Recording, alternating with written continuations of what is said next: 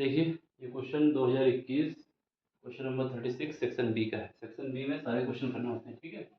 इसमें क्या है कि हमारे पास एक कार स्टार्ट होती है कहाँ से, रेस्ट में रहती है, वहाँ से स्टार्ट होती है। मान लेते हैं कार है, ये यहाँ से स्टार्ट होगी, ठीक, रेस्ट में है। कहाँ पे है, रेस्ट में है, इनिशियल रेस्ट में है। जब समय कितना था, समय 0 था। इसके बाद ये स्टार्ट होती है, किस स्पीड से होती है, क्योंकि इसको हॉरिजॉन्टल चलना होगा, वर्टिकल तो चलेगा नहीं, या ऐसे जा सकती है, ऐसे जा सकती है, ऊपर तो जाएगी नहीं। तो ये मान लेते हैं वी एक्स स्पीड से चल रही है। अब इसके बाद जब समय हमारे पास, समय कितना हो जाता है, समय हमारे पास टी सेकेंड हो जाता है। कितना, टी बराबर 4 सेकेंड। तो उस समय हमारे पास कार की पोजीशन ये आ जाती है, ठीक है। अब यहाँ पर हमें पहले, सबसे पहले कितना स्पीड से चली है ये हमें पता करना होगा। इसके लिए फार्मूला क्या होगा, इसके लिए हमारे पास फार्मूला होगा v is equal to u plus a t. और इसने बताया जो हॉरिजॉन्टल में चल रही है उसके लिए जो एक्सीलरेशन है वो कितना है, 5 मीटर पर सेकेंड स्क्वायर है। ए की वैल्यू दी गई है, ए की वैल्यू कितनी है, 5 मीटर पर सेकेंड स्क्वायर, ठीक है। अब समय कितना है, समय टी बराबर 4 सेकेंड दिया गया है। तो यहाँ पर देखो, इनिशियल रेस्ट में जब कोई चीज़ होती है ना तो उसकी वेलोसिटी कितनी होती है, 0 होती है। रेस्ट में वेलोसिटी 0 होती है। तो ये रेस्ट में था तो इसकी वेलोसिटी 0 थी। तो यहाँ से हमारे पास वी एक्स निकल आएगा, ठीक है। u बराबर 0 प्लस ए हमारे पास कितना है, 5 है, और समय दिया हुआ है 4 सेकेंड। तो ये हमारे पास आ जाएगा 20 मीटर पर सेकेंड। यानी हमारे पास जो हॉरिजॉन्टल स्पीड आ गई कार में, जो बैठा हुआ जो कार चल रही है वो 20 मीटर पर सेकेंड की स्पीड से चल रही है, ठीक है। ये हमसे नहीं पूछा कि हॉरिजॉन्टल स्पीड कितनी है। अगर हॉरिजॉन्टल स्पीड पूछता तो हम ये बता देते। टोटल स्पीड पूछी गई इसमें, ठीक, एक बात ये। फिर उसके बाद क्या है कि यहाँ पर एक व्यक्ति बैठा हुआ है, पर्सन बैठा हुआ है कोई, ठीक है। वो पर्सन क्या करता है, कार की विंडो खोलता है, विंडो से एक बॉल को ड्रॉप कर देता है, विंडो को बॉल से ड्रॉप कर देता है। यहाँ विंडो खोलेगा, विंडो से बॉल फेंक देगा नीचे। जब बॉल को नीचे फेंकेगा तो इसकी जो नीचे आएगी ना, तो इसकी स्पीड क्या होगी, डाउनवर्ड होगी, ठीक है। यहाँ समझ रहे, ये बॉल को नीचे फेंक रहा है जब नीचे फेंकेगा तो इसकी स्पीड क्या आएगी, डाउनवर्ड आएगी, ठीक है। तो यहाँ पर हमारे पास क्या है, यहाँ पर हमारे पास, क्योंकि इसने ड्रॉप किया है, जब इसने ड्रॉप किया है तो हमारे पास जो यू इनिशियल है हॉरिजॉन्टल की, सॉरी वर्टिकल की, यू इनिशियल वर्टिकल की, जब उसने बॉल को ड्रॉप किया है तो ये वेलोसिटी क्या होगी, 0 होगी। क्यों 0 होगी, क्योंकि उसने छोड़ा है, कोई स्पीड नहीं दी गई, उसने विंडो खोल के इसको छोड़ दिया है, ठीक है। लेकिन जब कोई चीज़ ऊपर से नीचे गिरती है तो उस समय जो एक्सेलरेशन होता है वो ग्रेविटेशनल एक्सेलरेशन के बराबर होता है। तो यहाँ पर कितना आ जाएगा, ए वाई आ जाएगा 10 मीटर पर सेकेंड स्क्वायर, 10 मीटर पर सेकेंड स्क्वायर, ठीक है। अब यहाँ से हमें यू वी निकाल लेना होगा। यू वी का मतलब है कि कितना डाउनवर्ड वेलोसिटी है। तो इसको निकालने के लिए क्या करोगे, यू वाई प्लस यहाँ पर लगाओगे ए वाई इंटू टी। टी की बात आई क्योंकि इसने बोला है कि जब टी बराबर 6 सेकेंड हो जाता है। देखो 4 सेकेंड तो यहाँ हो चुके थे, अब इसके बाद जब ये आगे बढ़ी है 4 सेकेंड के बाद 2 सेकेंड और आगे गई है कार, उस समय जब उसने ड्रॉप किया है। तो यहाँ पर देखो 0 से यहाँ पे आ गया था, कितना आ गया था, 4 सेकेंड। इसके बाद 2 सेकेंड और बढ़ जाएगा, तो यहाँ पर समय कितना हो जाएगा, 2 सेकेंड और बढ़ जाएगा, ठीक है। ये T2 मान लो, ये T1 मान लो, ये T0 मान लो यहाँ 4 क्यों लिख रहा हूँ, क्योंकि 4 सेकंड तो ये पहले ही आ चुकी है कार ना, इसके बाद 2 सेकंड चली है। 2 सेकंड जब चली है तभी उसने बॉल को ड्रॉप किया है। तो यहाँ से हमारे पास T2 आएगा यहाँ पर, ठीक है। यहाँ से वी वाई इक्वल कितना आ जाएगा, हॉरिजॉन्टल आ रहा है, निगेटिव लगा सकते हो, कोई दिक्कत नहीं, यहाँ पर 0 कर दोगे, ठीक है।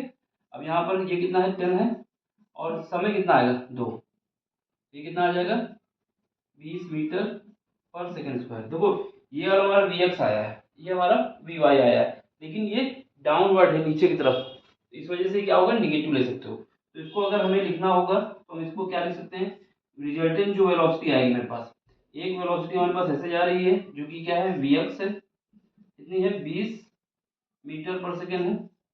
दूसरी वेलोसिटी क्या है, दूसरी वेलोसिटी हमारे पास ये भी 20 मीटर पर सेकेंड है।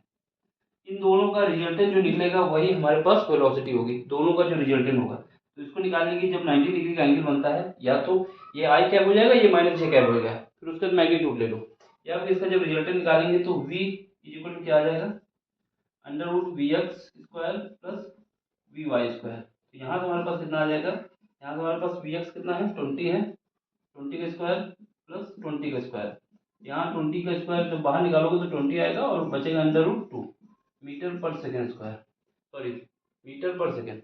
इसका मतलब क्या आएगा, यहाँ पे दिख रहा है, यहाँ पे दिख रहा है, तो यहाँ पर 1 मिनट, ठीक है दिख गया है। देखो ये कितना आ गया आंसर मेरे पास, जो स्पीड आएगी वो कितनी आएगी 20√2, 20√2 मीटर पर सेकेंड। तो ऑप्शन कौन सा आना चाहिए, इसमें है और इसमें है, यानी ये दोनों ऑप्शन कट गए, या तो ये सही होगा या ये सही होगा। अब इसके बाद इसने पूछा है एक्सेलरेशन क्या होगा, तो जाहिर सी बात है क्योंकि जब कोई चीज ड्रॉप की जाती है तो उसका जो एक्सेलरेशन आता है कितना आता है, ग्रेविटेशनल एक्सेलरेशन के बराबर होता है, और ये कितना है 10 मीटर पर सेकेंड स्क्वायर। तो हमारे पास ऑप्शन बहुत सही हो जाएगा, ये आ जाएगा सही। इसमें यही पूछा गया था, क्या पूछा गया था कि what is the velocity and acceleration of the ball at t बराबर 2 सेकेंड, t बराबर 2 सेकेंड में एक्सेलरेशन कितना होगा, एक्सेलरेशन हमारे पास इतना होगा 10 मीटर पर सेकेंड स्क्वायर। तो ऑप्शन हम यहाँ से ही सीधे दे सकते थे, बाकी किसी में 10 मीटर पर सेकेंड स्क्वायर नहीं था। क्यों, एक्सेलरेशन 10 मीटर पर सेकेंड ही क्यों होगा, क्योंकि बॉल को जब ड्रॉप करेंगे जो ग्रेविटेशनल एक्सेलरेशन होता है वही होता है मेरे पास। तो हमारे पास आंसर देख के ही दिया जा सकता था, ठीक है। बाकी निकालने का प्रोसेस यही है, देख लो समझ लो, कहीं पर भी डाउट हो तो पूछ लेना। यहाँ पर जो हम वेलोसिटी ये रिजल्ट निकालें इस वजह से निकालें कि कार भी मूव कर रही है, कार अगर रेस्ट में होती ना तो यहाँ पर केवल हम ये वाली वेलोसिटी ले लेते जो वर्टिकल आई थी, लेकिन ये कार मूव कर रही है। लेकिन वहाँ पर जब हमें वर्टिकल वेलोसिटी निकालना है तो उस समय बॉल को हमने ड्रॉप किया था, तो पहले वर्टिकल वेलोसिटी निकाल लेंगे फिर इन दोनों का रिजल्टेंट, क्योंकि कार हमारे ऐसे भी जा रही है बॉल नीचे जा रही है, इस वजह से हमने रिजल्टेंट निकाला इनका, ठीक है। देख लो समझ लो, कहीं पर भी डाउट हो पूछ लेना। सिंपल सा क्वेश्चन है, देखो देखकर ही आंसर दिया जा सकता था। सबसे पहले हमसे जैसे पूछा गया था कि बॉल का एक्सेलरेशन कितना होगा, तो आंसर था 10 मीटर पर सेकंड स्क्वायर। कैसे पता चला, क्योंकि बॉल को हमने ड्रॉप किया है, इस वजह से जो एक्सेलरेशन होगा वो ग्रेविटेशनल एक्सेलरेशन होगा, आंसर ये हो जाता। बाकी ऑप्शन में था ही नहीं, बाकी निकालने का ये तरीका है, ठीक। समझ में आया तो लाइक करो, शेयर करो, सब्सक्राइब करो। बाकी कोई क्वेश्चन नहीं आता तो टेलीग्राम में आके पूछ सकते हैं। Bye, take care. स्क्रीनशॉट लेना है तो ले लो। चलो बाय। देखिए क्वेश्चन, देखो इसमें क्या कह रहा है कि हमारे पास एक बॉल है, उस बॉल को जो वेट दिया हुआ है, मास जो है 0.5 kg है, यानी ये बॉल है हमारे पास, इस बॉल का जो मास है वो कितना है, m जो है वो 0.15 kg है, ठीक है। इसको ड्रॉप किया जाता है एक हाइट, जो हाइट कितनी है 10 मीटर की, यानी यहाँ से मान लेते हैं ड्रॉप करते हैं तो यहाँ पे गिराते हैं, ये हमारे पास ग्राउंड है, यहाँ पर गिरेगी, गिरने के बाद ये रिबाउंड होती है जो हाइट पहले थी, जैसे यहाँ पर h बराबर कितना दिया हुआ है 10 मीटर दिया हुआ है, ये ऐसे गिरेगी, फिर उसके बाद ये रिबाउंड होती है और सेम स्पीड में वापस जाती है सेम हाइट तक, ठीक है। सेम हाइट तक वापस जाती है, क्या है, सेम हाइट तक वापस जाती है। पहले ये डाउनवर्ड आएगी बॉल, फिर उसके बाद ग्राउंड पे टकराएगी, फिर उसके बाद ये वापस चली जाएगी। ये कुछ कहानी ऐसी है। तो आपको ये बताना है कि इसमें जो इम्पल्स मैग्नीट्यूड है वो कितना होगा। इम्पल्स का मैग्नीट्यूड को हम लोग आई से लिखते हैं, या फिर कह सकते हैं कितना हमारे पास मोमेंटम में चेंज आएगा। मोमेंटम में चेंज आने का मतलब है कि वेलोसिटी में चेंज आएगा, ये निकालना है तुम को, ठीक है। इसका मैग्नीट्यूड निकालना है, मैग्नीट्यूड निकालना है यानी मापांक निकालना है, ठीक है। इसका मापांक निकालने का मतलब होगा कि हमें इस वेलोसिटी का मापांक निकाल लेना है, क्योंकि मास तो कांस्टेंट रहता है, चेंज होगी वेलोसिटी की डायरेक्शन, और कुछ होने वाला नहीं। क्या हुआ, हमने बॉल को ऊपर से छोड़ा, 10 मीटर हाइट तक नीचे आई, ग्राउंड में आने के बाद ये सेम हाइट तक वापस चलेगी, ग्राउंड में टकराई है, फिर उसके बाद ये बाउंस हुई, ऊपर हो गई, ये सेम हाइट तक वापस चली गई है। अब हमें ये बताना है कि इसमें कितना मोमेंटम में चेंज आएगा, या फिर हम कह सकते हैं मैग्नीट्यूड ऑफ इम्पल्सन, मैग्नीट्यूड ऑफ इम्पल्सन बोले, या मोमेंटम में कितना चेंज आ रहा है उसका मैग्नीट्यूड, दोनों ही बातें सेम है, ठीक है। चलो, जब कोई चीज ऊपर से छोड़ी जाती है कोई भी हाइट से, तो हमारे पास स्पीड का फार्मूला v² प्लस 2ah होता है, ठीक है। क्योंकि कोई चीज जब ऊपर से छोड़ी जा रही है, ऐसे हम छोड़ेंगे तो उसकी इनिशियल वेलोसिटी तो जीरो रहेगी, हमने कोई स्पीड तो दी नहीं है, हमने इसे ड्रॉप किया है। जब ड्रॉप किया है तो ये ग्राउंड को टच करने से जस्ट पहले, मान लेते हैं कि ग्राउंड को टच करने वाली है, हाइट 10 मीटर तक गई है, जितना ग्राउंड पे गई है 10 मीटर तक गई है, उसको टच करने से पहले जो स्पीड होगी वो उसकी फाइनल स्पीड होगी। इनिशियल स्पीड क्या होगी? इनिशियल स्पीड यहाँ पर u जो होगा जीरो होगा। जीरो क्यों होगा? क्योंकि हमने ड्रॉप किया है, कोई स्पीड नहीं दी है, ठीक है। और उसके बाद एक बात याद रखना, जब भी कोई चीज़ ऊपर से नीचे फेंकी जाती है तो उसका जो एक्सीलरेशन होता है वो ग्रेविटेशनल एक्सीलरेशन के बराबर होता है। ये बात हमें याद रखनी है। यानी a की वैल्यू कितनी आ जाएगी? 10 आ जाएगी। अब यहाँ से v स्क्वायर इक्वल कितना आ जाएगा? u तो जीरो होगा क्योंकि हमने ड्रॉप किया है 2, और यहाँ पर a कितना है? 10 है, और हाइट कितनी है? हाइट हमारे पास 10 है, ठीक है। ये कितना है? ये भी 10 है। अब यहाँ से इसको सॉल्व कर लेंगे, g की वैल्यू तो दी नहीं थी, देखो दी गई, g बराबर ये लिखना है। तो यहाँ से हमारे पास v स्क्वायर इक्वल कितना आ जाएगा? यहाँ से हम अंडर रूट अगर रूट हटा लें तो क्या आएगा? ये तो जीरो हो जाएगा, तो यहाँ से हमारे पास 10 एक बाहर आ जाएगा, √2 आ जाएगा, ठीक है। 10 √2 आ जाएगा। ये हमारे पास आ गई मीटर पर सेकेंड स्क्वायर। ये बात समझ, सॉरी मीटर पर सेकेंड, ये स्पीड आ गई। लेकिन हमने बताया कि हमने बॉल को ड्रॉप किया है। और जब ये बॉल को ड्रॉप किया है तो इसकी नीचे की ओर आ रही है, जब नीचे की ओर आ रही है तो यहाँ पर जो वेलोसिटी होगी उसका जो कोफिशिएंट होगा जे कैप होगा, और वो भी माइनस का होगा। क्या होगा? माइनस का जे कैप होगा। तो ये हमारे पास क्या आ जाएगा? पहली स्पीड आ जाएगी, ठीक है। ये v1 हम मान लेंगे। और ये माइनस क्यों लगाया? क्योंकि जब कोई y एक्सेस हमारे पास जो होता है ना, ये हमारा x है, ये x डैश है, ये y है, ये y डैश है। अगर नीचे की ओर आते हैं तो y निगेटिव जाता है, और ऊपर की ओर जाते हैं तो y पॉजिटिव जाता है। इस तरफ जाते हैं तो x पॉजिटिव होता है, और इस तरफ आते हैं तो x निगेटिव होता है। ये हमें सब पता होना चाहिए। तो नीचे आ रहा है। इसके बाद जब ये इतनी स्पीड से टकराएगी यहाँ पर, तो यहाँ पर टकराने के बाद सेम स्पीड से वापस जाएगी। याद रखना, सेम स्पीड से ही वापस जाएगी, क्योंकि कोई भी फ्रिक्शन बीच में नहीं इन्वॉल्व है। हमारी बॉल आई यहाँ पर इतनी स्पीड से टकराई है, बस इस बार क्या हुआ है, पहले स्पीड हमारे पास -j डायरेक्शन में थी, इस बार स्पीड ऊपर की ओर चली गई, यानी +j डायरेक्शन में आ गई। तो जो दूसरी स्पीड होगी आफ्टर कोलिजन जो आ जाएगा, आफ्टर कोलिजन जो स्पीड आएगी वो क्या आएगी? v2 आएगी, और v2 कितनी आ जाएगी? 10 √2 मीटर पर सेकेंड तो होगा, लेकिन इस बार +j कैप होगा, ठीक है। प्लस होगा, निगेटिव नहीं हो, मतलब निगेटिव नीचे की तरफ था क्योंकि ऊपर गई, इस वजह प्लस हो गया। अब हमें क्या करना है कि कितना वेलोसिटी में चेंज आया। वेलोसिटी में चेंज आया तो इसको क्या करोगे? v2 - v1 कर दोगे, ठीक है।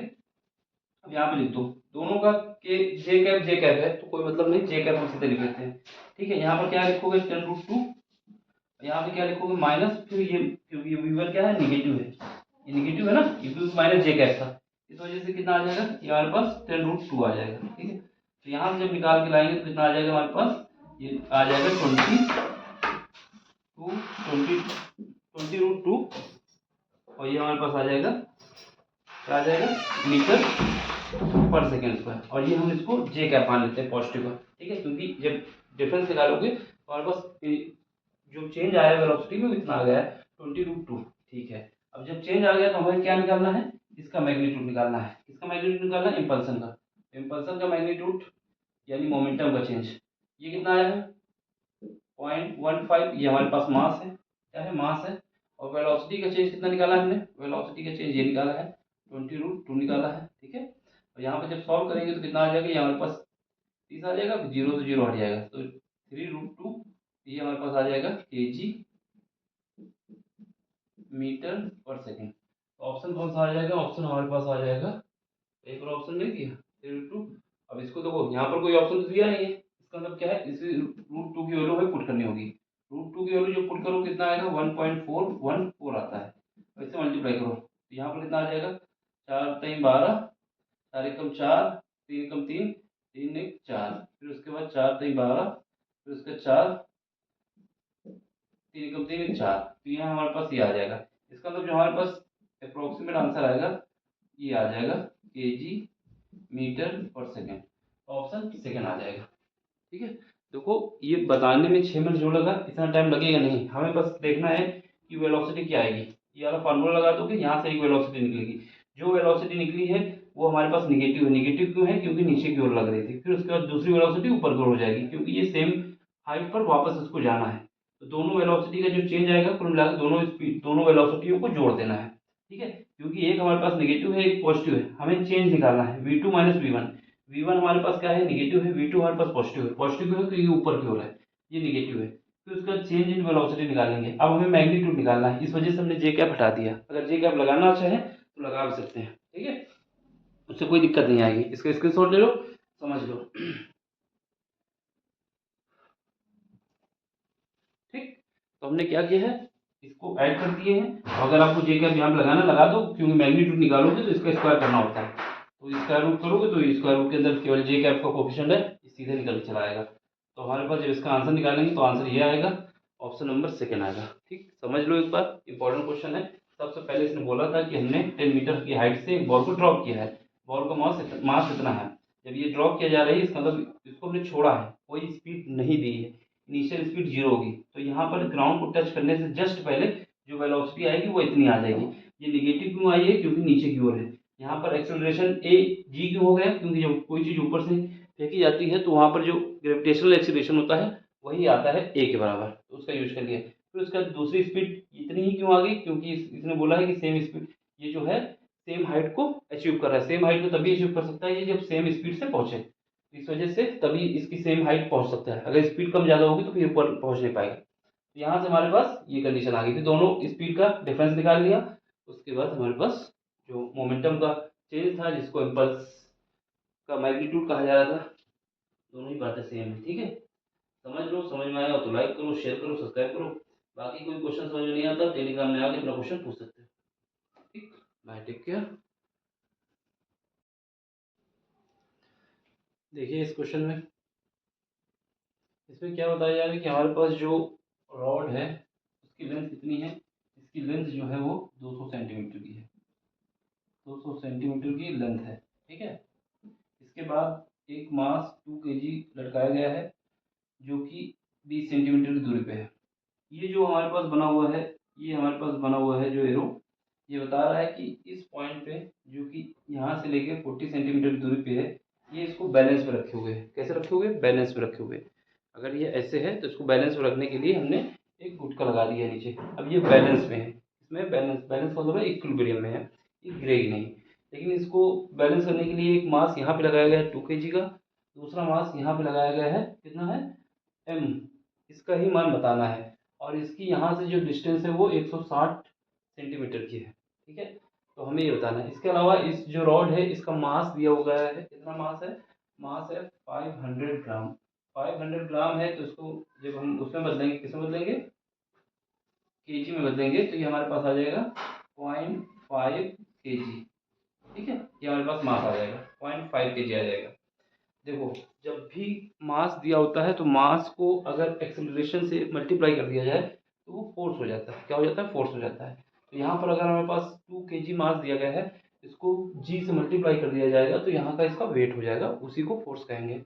इसमें जब कर देंगे तो इसका हो जाएगा, और इसमें जब कर देंगे तो इसका आ जाएगा। ठीक है, तो क्योंकि ये बैलेंस की स्थिति में है तो हम क्या करें, सबसे अच्छा है कि ये जो हमारे पास गुटका लगा है इसी पॉइंट पे, ये जो गुटका लगा हुआ है ये हमारे पास इसी पॉइंट पे हम क्या निकालें, टॉर्क। टॉर्क निकालने का मतलब होता है कि टॉर्क निकालेंगे तो टॉर्क हमारे पास, सम ऑफ टॉर्क जो आना चाहिए वो क्या आना चाहिए, 0 आना चाहिए। इसका मतलब अगर सेम साइन के है तो एक तरफ रख दो, अपोजिट साइन के है तो दूसरी तरफ रख दो। तो हमें अगर ये बैलेंस की स्थिति में है, इक्विलिब्रियम में है, तो उस केस में इस पॉइंट पे हमें टॉर्क निकालना होगा। और टॉर्क को जब सम को उसको 0 करोगे तो हमारे पास क्या आ जाएगा, ये वैल्यू निकल आएगी। कैसे निकालोगे, देखो सबसे पहले हमारे पास ये डिस्टेंस कितनी है, यहाँ से ये जो डिस्टेंस है ये कितनी है, 20 सेंटीमीटर है। ठीक है, और इसके बाद ये जो हमारे पास टुकड़ा रखा हुआ है इसकी कितनी डिस्टेंस है, ये हमारे पास 40 सेंटीमीटर है। ठीक, ऐसा डायग्राम में दिखाया गया था। ठीक है, ये हमको अपनी तरफ से दिखाने के लिए, बताने की ऐसी कहानी है। यहाँ पर जो वेट लग जाएगा, कितना लग जाएगा, 2 इंटू जी। जी हमारा क्या है, ग्रेविट, ये वाला है जी। ठीक है, यहाँ पर हमारे पास आ जाएगा, ये वेट आ जाएगा। इसका जब वेट निकालोगे, इसका वेट निकालेंगे, कितना आ जाएगा, ये आ जाएगा 0.5 इंटू जी आ जाएगा। यहाँ पर जब निकालोगे तो कितना आ जाएगा, एम जी आ जाएगा। ठीक है, हमें निकालना क्या है, एम की वैल्यू निकालनी है। ये डिस्टेंस हमने निकाली। देखो ये जो हमारे पास वेट कभी भी लगता है, किसी बॉडी का वेट जो रखता है वो उसके सेंटर पर रखता है। अगर कोई रॉड है, उसकी रॉड की जो लेंथ होगी हाफ कर दी जाए तो उसी डिस्टेंस पे जहाँ पर हाफ हो जाएगी वहीं पर उसका वेट लगता है। यानी टोटल लेंथ के मिडिल में कहाँ पे लगता है वेट, मिडिल पे। तो ये वेट जो एमजी लग रहा है वो कितने पे लगेगा, क्योंकि टोटल कितना है, 100 है, 100 है, सॉरी टोटल 200 है। तो ये डिस्टेंस हमारे पास कितनी हो जाएगी, ये वाली डिस्टेंस, ये वाली डिस्टेंस हमारे पास 100 हो जाएगी। बात समझ में आई कैसे आ गई, 100। ठीक है, अब हमें इस पॉइंट पे, पॉइंट हम पी मान लेते हैं, इस पॉइंट पे हमें टॉर्क निकालना है, इस पॉइंट पे टॉर्क निकालना है। जब इस पॉइंट पे टॉर्क निकालना है तो हमें इस पॉइंट से सारे फोर्सों की दूरी निकालनी होगी, सारे वेट की दूरी निकालनी होगी। इस पॉइंट पे जब हमें टॉर्क निकालना है तो इस पॉइंट से सारे जो वेट लग रहे हैं उनकी परपेंडिकुलर डिस्टेंस निकालनी होगी। ठीक है, टॉर्क क्या होता है, टॉर्क हमारे पास फोर्स इंटू परपेंडिकुलर डिस्टेंस होता है। तो यहाँ पर वेट है तो वेट को ले लो फोर्स के रूप में। तो यहाँ पर जब हम ये डिस्टेंस निकाल लें इसके लिए, ये डिस्टेंस निकाल लें इसके लिए, और ये डिस्टेंस निकाल लें इसके लिए, तो हमारे पास काम हो जाएगा। देखो आप डिस्टेंस कैसे निकालोगे। अब इस वाले फोर्स की बात करो, टोटल यहाँ तक कितनी है 40 है, और ये हमारे पास कितना है, ये हमारे पास 20 है, तो 20 कम कर दो कितना बचेगा 20 बचेगा। तो ये तो एक डिस्टेंस आ गई। अब इसके बाद इसकी निकाल लो, इसकी निकालोगे यहाँ से कितनी है, ठीक है, ये हमें डिस्टेंस निकालनी है। ठीक है, देखो यहाँ पर जब अगर बीच में देखो तो कितना है, ये हमारे पास 100 है, 100 है ना, ये डिस्टेंस 100 है। 100 में से ये कितनी है, ये हमारे पास 40 है, कितनी है 40 है। ये टोटल कितनी है 100 है, ये कितनी है 40 है, तो रिमेनिंग कितनी बची, रिमेनिंग 60 बची। देखने में छोटी लग रही है लेकिन 60 सेंटीमीटर है। ठीक है, अब इसके बाद यहाँ से डिस्टेंस इसकी निकाल लो, ये वाली। तो यहाँ से देखो, अब यहाँ से देखो, यहाँ तक हमारे पास कितना था 100 था, कितना था 100 था, लेकिन यहाँ पर जो दिया गया उसको देखो, ये हमारे पास ये डिस्टेंस हमें निकालनी है, ये वाली डिस्टेंस। ये कैसे निकालोगे, अब यहाँ पर देखो ये हमारे पास कितना है, यहाँ तक हमारे पास, ये हमारे पास है, ये हमारे पास 100 है। ठीक है, और ये टोटल कितनी है, टोटल हमारे पास 200 है। 200 में से ये वाली अगर 100 हटा दो, और यहाँ की रिमेनिंग कितनी बचेगी, 200 में से अगर 160 हमने टोटल ले ली है, टोटल यहाँ तक कितनी है, यहाँ तक हमारे पास टोटल डिस्टेंस जो है, यहाँ तक टोटल देखोगे तो 160 है। ठीक है, 160 है, 160 है। तो अगर ये देखो तो कितनी बचेगी, ये हमारे पास 40 बचेगी, तभी तो 200 हो जाएगा। 200 सेंटीमीटर की है तो इतनी हटा दो। अब हमें क्या करना है, अब हमें यह डिस्टेंस निकालना है, कितनी निकालना है, यह निकालना है। तो यहाँ से देखो, यहाँ तक हमारे पास कितनी आ गई, यहाँ तक हमारे पास 100 आ रही है, ये हमारे पास 100 है। ये डिस्टेंस कितनी है 40, 40 हटा दो तो रिमेनिंग कितनी बचेगी, रिमेनिंग हमारे पास बचेगी 60। ये बात समझ में आ गई कि नहीं आ गई, एक बार और देख सकते हो। अगर ये 40 है, यहाँ तक टोटल कितनी थी, यहाँ तक टोटल हमारे पास 160 थी, 160 थी, और यहाँ तक हमने कितनी निकाली थी, यहाँ तक हमारे पास 100 आई थी, ये वाला पॉइंट जो था 100 था, तो ये कितनी बचेगी 60 बचेगी। अब सारी डिस्टेंस निकाल ली है। अब देखो टॉर्क निकालने का तरीका, टॉर्क निकालने के लिए जिस पॉइंट पे हमें टॉर्क निकालना है सारे फोर्स को उसी की तरफ घुमा दो। जो क्लॉकवाइज होगा उसको एक तरफ रख लेना, जो एंटी क्लॉकवाइज होगा उसको एक तरफ रख लेना। चलो फिर करते हैं। ये वाला फोर्स हमारे पास है, इसको हमें इस पॉइंट की तरफ घुमा देना है, तो ऐसे घुमा दो। ये डायरेक्शन कौन सी है, एंटी क्लॉकवाइज है। अब ये वाला फोर्स इस पॉइंट पर घुमाना है, इस जिस पॉइंट पर निकालना है, तो इसको ऐसे घुमा दो। जब ऐसे घुमाओगे तो ये क्या आ जाएगा, ये क्लॉकवाइज आया, ये एंटी क्लॉकवाइज आया। अब ये वाला फोर्स घुमा दो, ये कितना आ जाएगा, ये हमारे पास, ये दोनों क्लॉकवाइज है तो ये ऐसे तो चलती है, ये हमारा एंटी क्लॉकवाइज है, ये सॉरी ये हमारा एंटी क्लॉकवाइज है, ये दोनों क्लॉकवाइज है। तो इसको एक तरफ रख लो, इन दोनों को एक तरफ रख लो। ठीक है, यही तरीका होता है टॉर्क के लिए। टॉर्क क्या होता है, टॉर्क, टॉर्क जो होता है हमारे पास टाउ से लिखा जाता है, ये होता है फोर्स इनटू परपेंडिकुलर डिस्टेंस, जो कि हमने सारी डिस्टेंस निकाल दी है परपेंडिकुलर। ठीक है, चलो अब हमारे पास पहले इस पॉइंट पे आओ, पी पे। पहला फोर्स क्या है 2 kg का, 2 इंटू जी। ठीक है, इसकी परपेंडिकुलर डिस्टेंस इस पॉइंट से कितनी है, इस पॉइंट से परपेंडिकुलर डिस्टेंस इसकी 20 सेंटीमीटर है, 20 लिख दो, इक्वल टू, क्योंकि ये एंटी क्लॉकवाइज है, बाकी क्लॉकवाइज है, तो क्लॉकवाइज को एक तरफ रखेंगे, एंटी क्लॉकवाइज को एक तरफ। अब यहाँ पे आओ, यहाँ पर देखो ये फोर्स कितना है, 0.5 जी है, और यहाँ पर ये डिस्टेंस कितनी है, ये हमारे पास 60 सेंटीमीटर है, जो कि हमने निकाल दिखाई अभी, 60 आ जाएगा। ठीक, अब इसके बाद चलो ये वाला फोर्स प्लस, प्लस क्यों रखना है, क्योंकि ये दोनों क्लॉकवाइज हैं, ये एंटी क्लॉकवाइज है, एंटी क्लॉकवाइज को एक तरफ रखा है, क्लॉकवाइज को एक तरफ रखा है। अब यहाँ से देखो ये फोर्स लेंगे और ये परपेंडिकुलर डिस्टेंस, ये कितनी डिस्टेंस निकाली है हमारे पास, जो ये डिस्टेंस लिखना है, ये तो 60 हो गई, और ये 60 ये हो गई, ये जो डिस्टेंस रखनी है ये वाली डिस्टेंस, ये कितनी आ जाएगी, ये 60 आई और ये 60 पहले से थी, ये कितनी होगी 120। ठीक, चलो अब कर लेते हैं, एम जी लिख दो और 120 सेंटीमीटर। 120 कैसा है ये पता चला ना, क्योंकि हमें इस पॉइंट से इस पॉइंट इसकी डिस्टेंस टोटल निकालनी है, ये 60 है, ये 60 निकाली थी, तो टोटल कितनी आ गई 120 आ गई। अब इसको सॉल्व कर लो, हमारे पास एम की वैल्यू आ जाएगी। ठीक है, देखो बताने में टाइम लगा लेकिन समझ में आनी चाहिए, इस वजह से बताया मैंने कायदे से। ठीक, चलो अब यहाँ से जी पहले कर सकता है, तो जी से जी कर लिया। अब यहाँ पर कितना आ जाएगा, यहाँ पर 40 हो जाएगा, यहाँ पर मल्टीप्लाई करो कितना आ जाएगा 6 पंजे 30, और यहाँ पर देखो एम, और ये कितना हो जाएगा 120 हो जाएगा। ठीक है, अब इसको सॉल्व कर लो। m इंटू 120, यहाँ पर कितना बचेगा, यहाँ पर बचेगा 10, क्योंकि 30 कम हो जाएंगे, इसे काट दो तो यहाँ से m की वैल्यू कितनी आ जाएगी 1/12 kg। कितना आ जाएगा 1/12 kg। ऑप्शन कोई मिल रहा है, लास्ट ऑप्शन सही है। ठीक, आखिरी ऑप्शन सही है। समझ लो, समझने में आ गया तो लाइक करना, शेयर करना, सब्सक्राइब करना। यहाँ पर पूरा कॉन्सेप्ट टॉर्क पे डिपेंड करता था। ठीक है, टॉर्क को निकालने का तरीका हमने एक से पूरे स्टेप बता दिया। टॉर्क क्या होता है, फोर्स परपेंडिकुलर डिस्टेंस। यहाँ फोर्स की जगह वेट भी लिख सकते हो। ठीक है, समझ में आया हो तो लाइक करो, शेयर करो, सब्सक्राइब करो। बाकी कोई क्वेश्चन नहीं आता टेलीग्राम में आगे पूछ सकते हैं। ठीक है, चलो बाय, टेक केयर। स्क्रीनशॉट लेना है तो ले लो।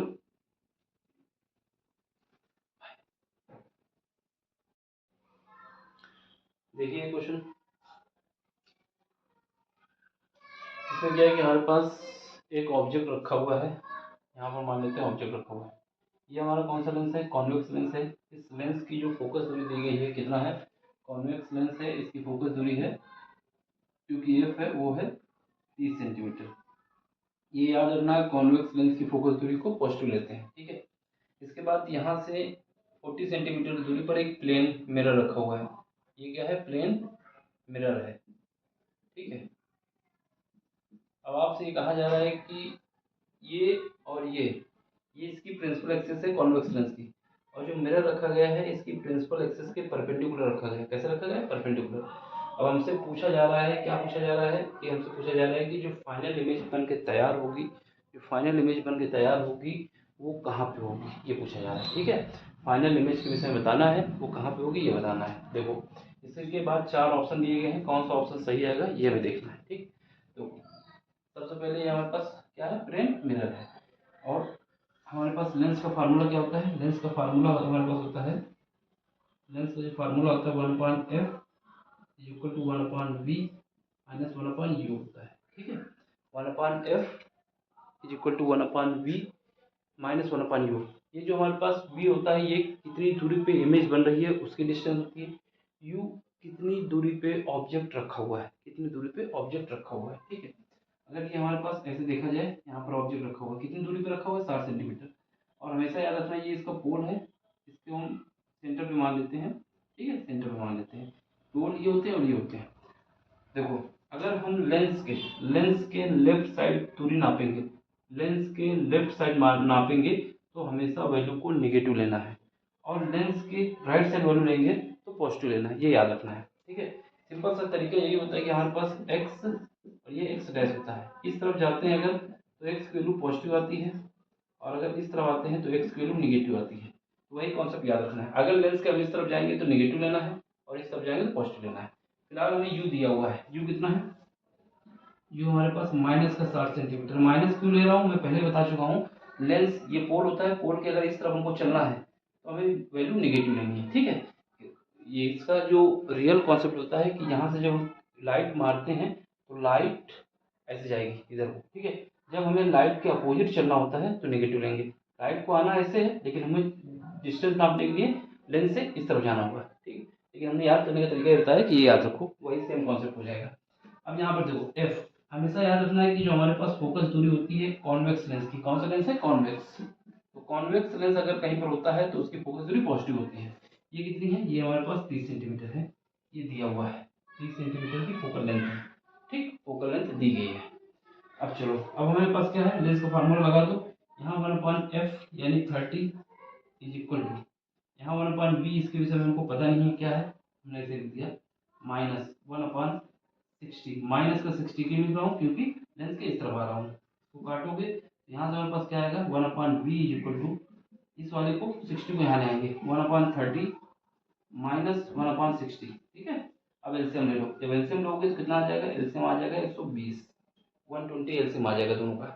अब इससे काटोगे कितनी बार जाएगा, इससे काटोगे तो 4 बार जाएगा। ठीक है, माइनस इससे काटोगे 2 बार जाएगा।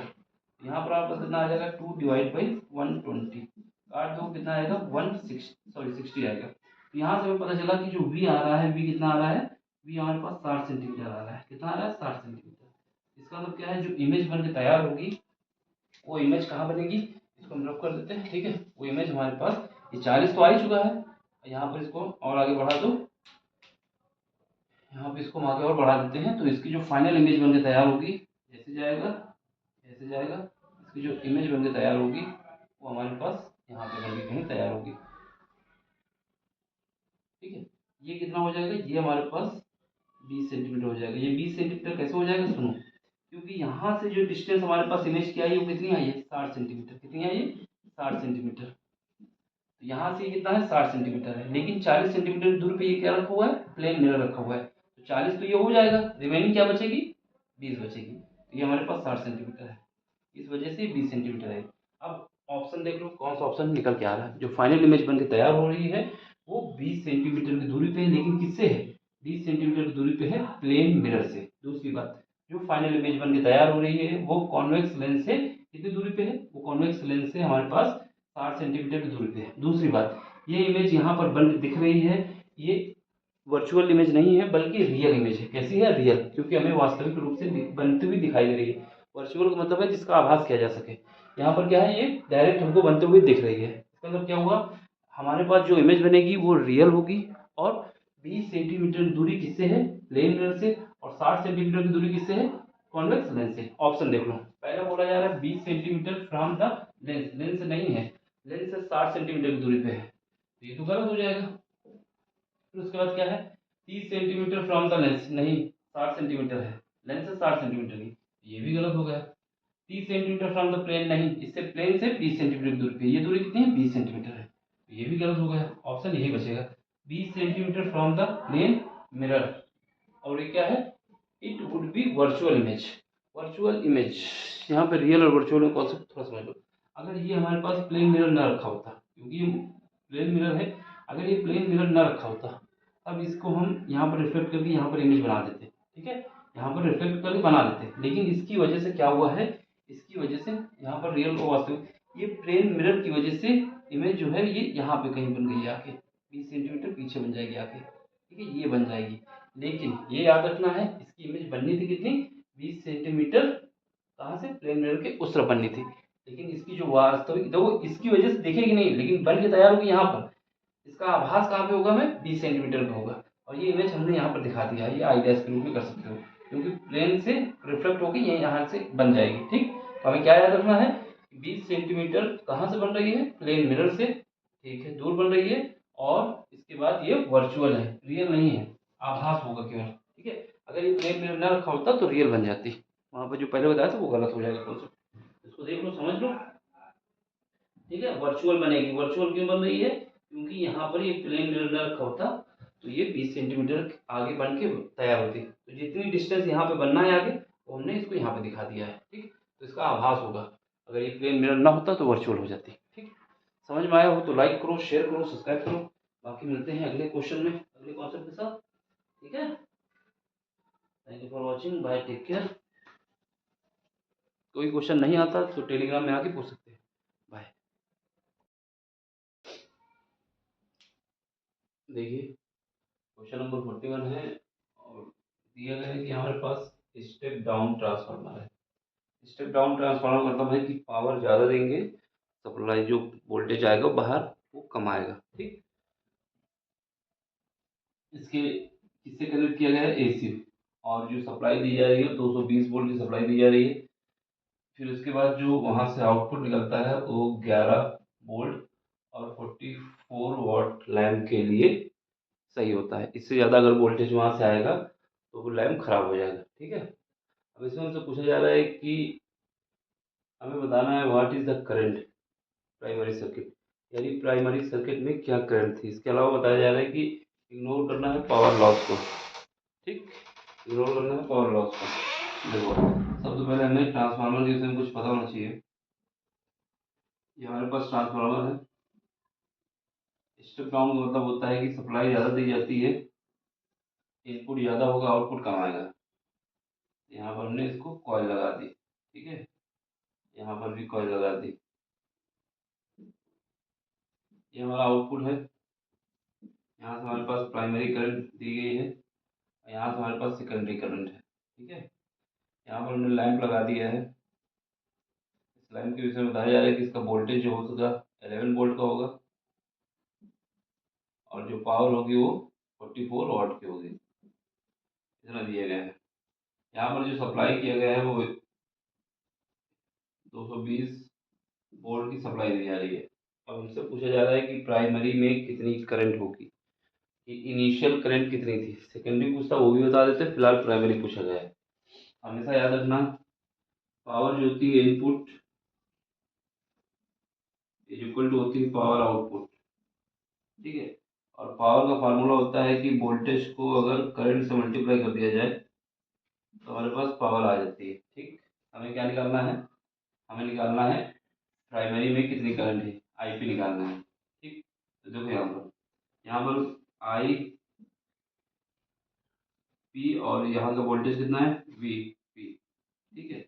तो वीपी मान लेते हैं is equal to output power कितनी आ रही है, आउटपुट पावर आ रही है 44, कितना आ रही है 44, तो आउटपुट पावर है 44। इसके अलावा कुछ नहीं लिखना है यहाँ पर।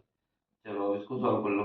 यहाँ से हमारे पास आईपी हमको पता नहीं है, और ये दिया हुआ है कितना, ये हमारे पास दिया हुआ है 220 वोल्ट का, इज इक्वल टू 54। यहाँ से इसको काटोगे तो यहाँ बचेगा 10, कितना बचेगा, सॉरी यहाँ पर बचेगा, जब काटेंगे तो यहाँ पर बचेगा हमारे पास 10 तो बच ही जाएगा, यहाँ पर हमारे पास 2 बचेगा।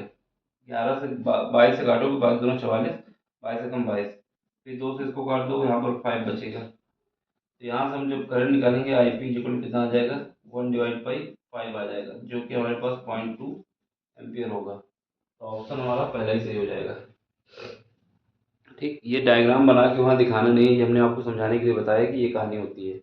स्टेप डाउन ट्रांसफार्मर का कॉन्सेप्ट ये होता है कि यहाँ से वोल्टेज ज़्यादा होगा और यहाँ पर वोल्टेज जो निकलेगा वो कम निकलेगा, ठीक है। यहाँ से वोल्टेज की सप्लाई 220 वोल्ट दी जा रही थी, जबकि वोल्टेज निकल के आ रहा था 11 वोल्ट का, ठीक। पावर कितनी थी 44। यहाँ से जितनी इनपुट पावर होगी वही आउटपुट पावर आएगी। ये कॉन्सेप्ट क्लियर होना चाहिए ट्रांसफार्मर में। ट्रांसफार्मर में जितना इनपुट पावर देंगे इतना ही आउटपुट पावर आएगी। तो बस वही कॉन्सेप्ट लगाना था। पावर का कॉन्सेप्ट होता है कि वोल्टेज को करंट से मल्टीप्लाई कर दिया जाए तो पावर आ जाता है। तो यहाँ प्राइमरी की करंट इज इक्वल टू आएगा सेकेंडरी का वोल्टेज सेकेंडरी की करंट। यहाँ पर सेकेंडरी की करंट से पूछा नहीं गया, अगर आप पूछा जाता तो हम उसको भी निकाल लेते हैं इसी के इक्वल करके, ठीक है। समझ में आया हो तो लाइक करो, शेयर करो, सब्सक्राइब करो। बाकी कोई क्वेश्चन नहीं आता तो टेलीग्राम में आकर अपना क्वेश्चन पूछ सकते हैं, ठीक है। Bye, take care. देखिए क्वेश्चन, इसमें हमारे पास 3 रेजिस्टेंस हैं, R1, R2, R3। इनको जैसे कनेक्ट किया गया है सब दिखाया गया है। R2 और R3 एक दूसरे के पैरेलल हैं। R1 जो है वो इनके साथ सीरीज में लगा हुआ है। करंट ये I1 है, ये I2 है, ये I3 है, ठीक है। हमसे पूछा जा रहा है कि I3 और I1 का रेशियो क्या आएगा। ये 4 ऑप्शन दिए गए हैं, ठीक। इसमें 2 कॉन्सेप्ट। पहली बात, जब भी कोई रेजिस्टेंस आपस में पैरेलल क्रम में लगे होते हैं तो इन दोनों का वोल्टेज आपस में बराबर होता है। क्या याद रखना है कि जब भी कोई रेजिस्टेंस आपस में पैरेलल कनेक्ट होते हैं तो इनका जो वोल्टेज होता है दोनों सेम होता है। जितना वोल्टेज यहाँ होगा उतना ही वोल्टेज यहाँ होगा। दूसरी बात, इसके बाद क्या है, किरचॉफ के करंट डिस्ट्रीब्यूशन नियम के अनुसार क्या है कि कोई करंट जो सप्लाई हो रही है वही करंट बाद में इनपुट के रूप में निकल के आएगी। यानी जो करंट हमारे पास, सॉरी, जो करंट हमने इनपुट दी है वही करंट हमारे पास बाद में निकल के आएगी। यानी यहाँ पर जो करंट I1 है वो क्या होगा, I2 प्लस I3 के योग के बराबर होगी। बात समझे। किरचॉफ के करंट लॉ के हिसाब से जो करंट सप्लाई दी जाती है वही करंट निकलती है। यहाँ पर ये करंट I1 हमने सप्लाई दी है तो ये I1 जो होगी वो I2 प्लस I3 के योग के बराबर होगी, सम के बराबर होगी। यही तो कॉन्सेप्ट लगाने हैं। यहाँ पर अगर हम बैटरी कनेक्ट करते हैं, ठीक है, बैटरी के पॉजिटिव टर्मिनल से ही करंट निकलती है। ये हमारे पास भी है, ये वोल्टेज भी है। यहाँ पर ये जो करंट निकल के आई है I1, ये I1 हमारे पास क्या है, किरचॉफ के करंट लॉ से यहाँ से I1 जो होगा वो I2 प्लस I3 के योग के बराबर होगा। इक्वेशन नंबर 1 हो गई। फिर उसके बाद ये और ये दोनों कैसे हैं, पैरेलल क्रम में। पैरेलल क्रम में क्या होता है, पैरेलल क्रम में हमारे पास क्या होता है, वोल्टेज बराबर होता है। यानी यहाँ पर हमारे पास क्या आएगा, वोल्टेज। वोल्टेज के लिए फार्मूला क्या होता है, ओम का नियम से I/R, ये वोल्टेज का नियम होता है। तो इसका वोल्टेज निकालना है, कितना आ जाएगा, I2R2 इज इक्वल टू, इसका वोल्टेज निकालना है कितना आएगा, करंट को रजिस्टेंस से मल्टीप्लाई कर दो। यहाँ से हमारे पास एक कंडीशन मिल जाएगी। क्या कंडीशन मिलेगी कि I2 इज इक्वल टू क्या आ जाएगा, I2 इज इक्वल टू आ जाएगा हमारे पास R3 डिवाइड बाई R2, और ये हमारे पास आ जाएगा I3। ये इक्वेशन नंबर सेकेंड हो गई। देखो यहाँ से I2 की ही वैल्यू निकाली हमने, इस वजह से निकाली है क्योंकि हमसे क्वेश्चन में पूछा जा रहा है I3 और I1 का रेशियो बताना है, इस वजह से हमने यहाँ से वैल्यू निकाल ली है। ठीक, अब हम क्या करेंगे, इस वैल्यू को उठा के यहाँ पे पुट कर दो, इसमें पुट करो इक्वेशन नंबर फर्स्ट में, फ्रॉम इक्वेशन फर्स्ट में देखो यहाँ पर क्या आ जाएगा, I1 इज इक्वल टू, यहाँ वैल्यू पुट करो, ये कितना आ जाएगा R3 डिवाइड बाई R2, ठीक, प्लस वन कैसे आया कि हमने सीधे क्या किया, क्योंकि ये I3 है और ये भी I3 है, सीधे हमने कॉमन ले लिया है। अब हमें निकालना जो है उसके हिसाब से एडजस्ट कर लेते हैं, I3 को ऊपर रखना है और I1 को नीचे रखना है। ठीक है, अब यहाँ पे देखो, यहाँ पर एलसीएम ले लो, एलसीएम लेने के बाद उसको डिवाइड भी करना है, तो यहाँ पर जब एलसीएम लोगे तो यहाँ पर एलसीएम कितना आ जाएगा R2, ये ऊपर हम कर देंगे और नीचे क्या आ जाएगा R2 प्लस R3। तो ऑप्शन हमारा कौन सा सही आएगा, जो पूछा गया है ऑप्शन नंबर सेकेंड आएगा। जिसको यहाँ पे नहीं समझ में आया तो वो क्या करना है, सबसे पहले हम इक्वेशन नंबर, ये आंसर हमारा आ गया है लेकिन इसको सॉल्व करने का तरीका बता देना है। यहाँ पर क्या है, इसको उठा के वैल्यू यहाँ पुट करना है, I1 इज इक्वल टू ये I2 वैल्यू पुट करो R3 डिवाइड बाई R2, ठीक है, और ये हमारे पास I3 है, ये हमने I2 की वैल्यू पुट कर दी यहाँ से उठा के यहाँ पे, फिर क्या है, फिर I3 है। अब हम क्या करते हैं, I3 को कॉमन ले लेते हैं, I1 is equal to I3 जब कॉमन लोगे तो I3 यहाँ आ जाएगा और अंदर क्या बचेगा, अंदर बचेगा R3 divide by R2 plus 1। अब एलसीएम ले लो, यहाँ से I1 is equal to I1 is equal to I3, अब इसका क्या आ जाएगा, एलसीएम लोगे तो कितना आएगा R2 आएगा नीचे, और फिर क्रॉस प्रोडक्ट कर दो यहाँ पे R3, ये R2 आ जाएगा। अब हमसे जो पूछा गया है उसके हिसाब से अरेंज करना है, हमसे पूछा गया है I3 डिवाइड बाई I1, इसका मतलब क्या, क्रॉस प्रोडक्ट कर दो R2, नीचे क्या है R2 प्लस R3, तो ये हमसे जो पूछा गया है उसके हिसाब से हमने एडजस्ट कर दिया। हो सकता है अगले क्वेश्चन में ये पूछ ले कि I2 डिवाइड बाई I3 का रेशियो बताओ, या फिर I1 और I2 का रेशियो पूछ सकता है, जो पूछेगा अपने हिसाब से उसको एडजस्ट करके हम निकाल लेंगे। ठीक, देख लो, समझ लो, कहीं पर भी डाउट हो तो पूछ लो, बाकी मिलते हैं अगले लेक्चर में। यहाँ पर एक कॉन्सेप्ट क्लियर होना चाहिए कि अगर दो रजिस्टर्स आपस में पैरेलल क्रम में कनेक्ट हैं तो उनमें वोल्टेज की सप्लाई जो होगी सेम होगी, अगर सीरीज में है तो उनमें करंट की सप्लाई सेम होगी, यही दो बातें याद रखनी है। ठीक, समझ में आया हो तो लाइक करो, शेयर करो, सब्सक्राइब करो, बाकी कोई क्वेश्चन नहीं आता है टेलीग्राम में आके पूछ सकते हैं। ठीक, बाय। देखिए इस क्वेश्चन में,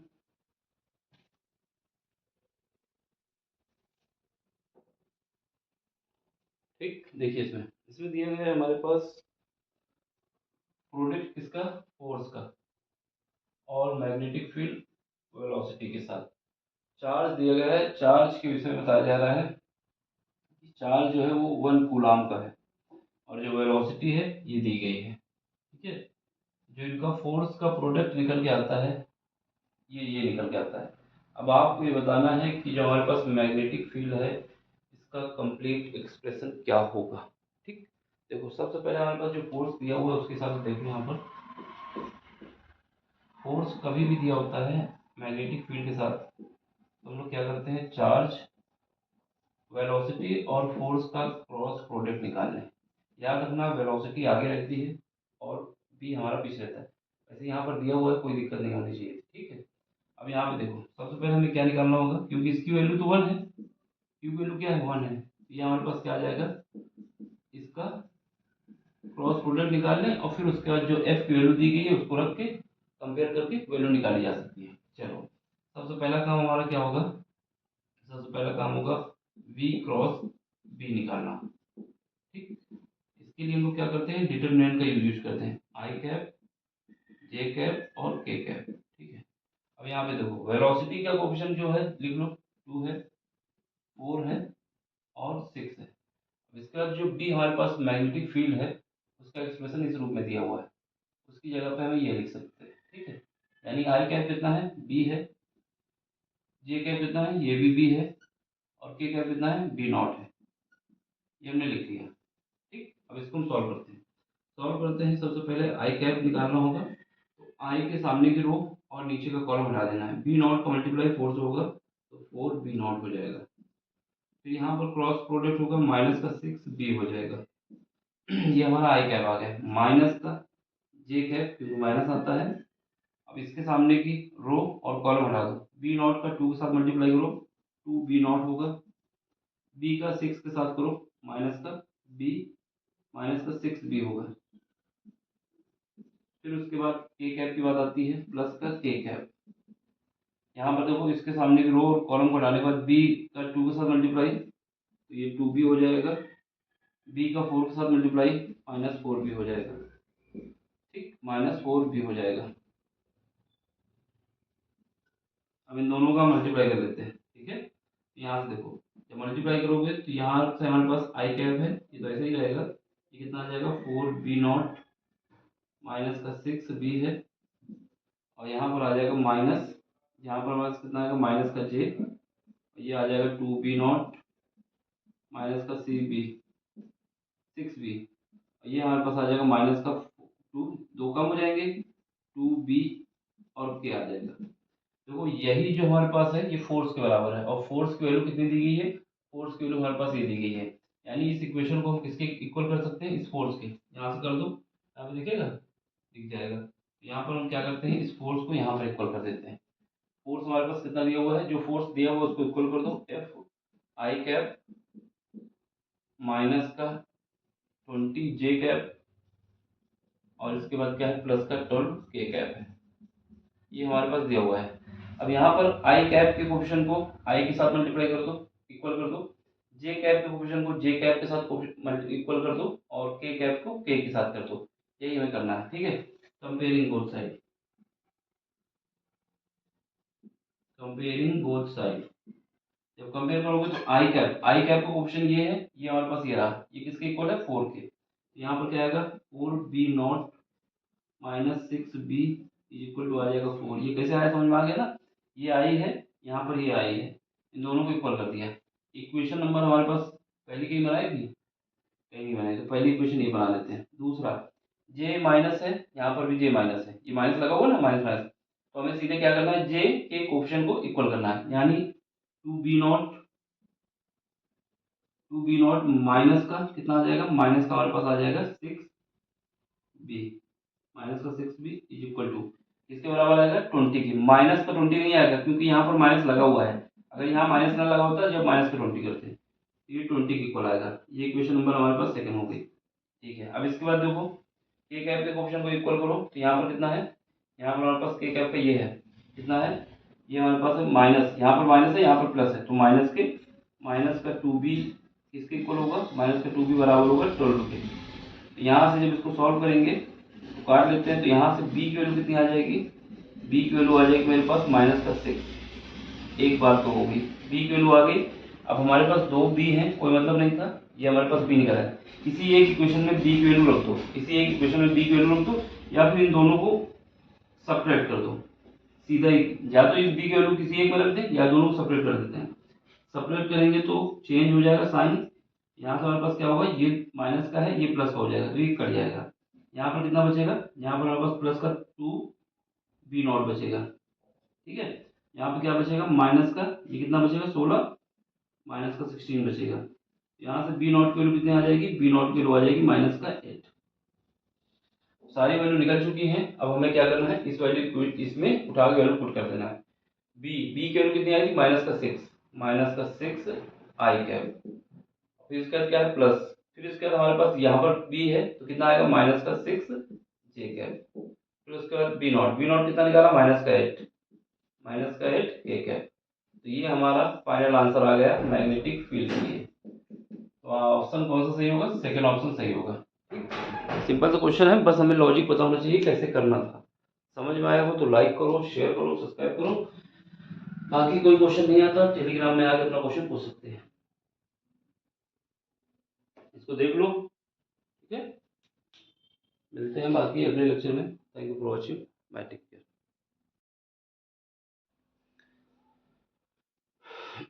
देखिए क्वेश्चन, इसमें क्या कह रहा है कि हमारे पास 27 ड्रॉप है जिनका साइज कितना है, सेम है।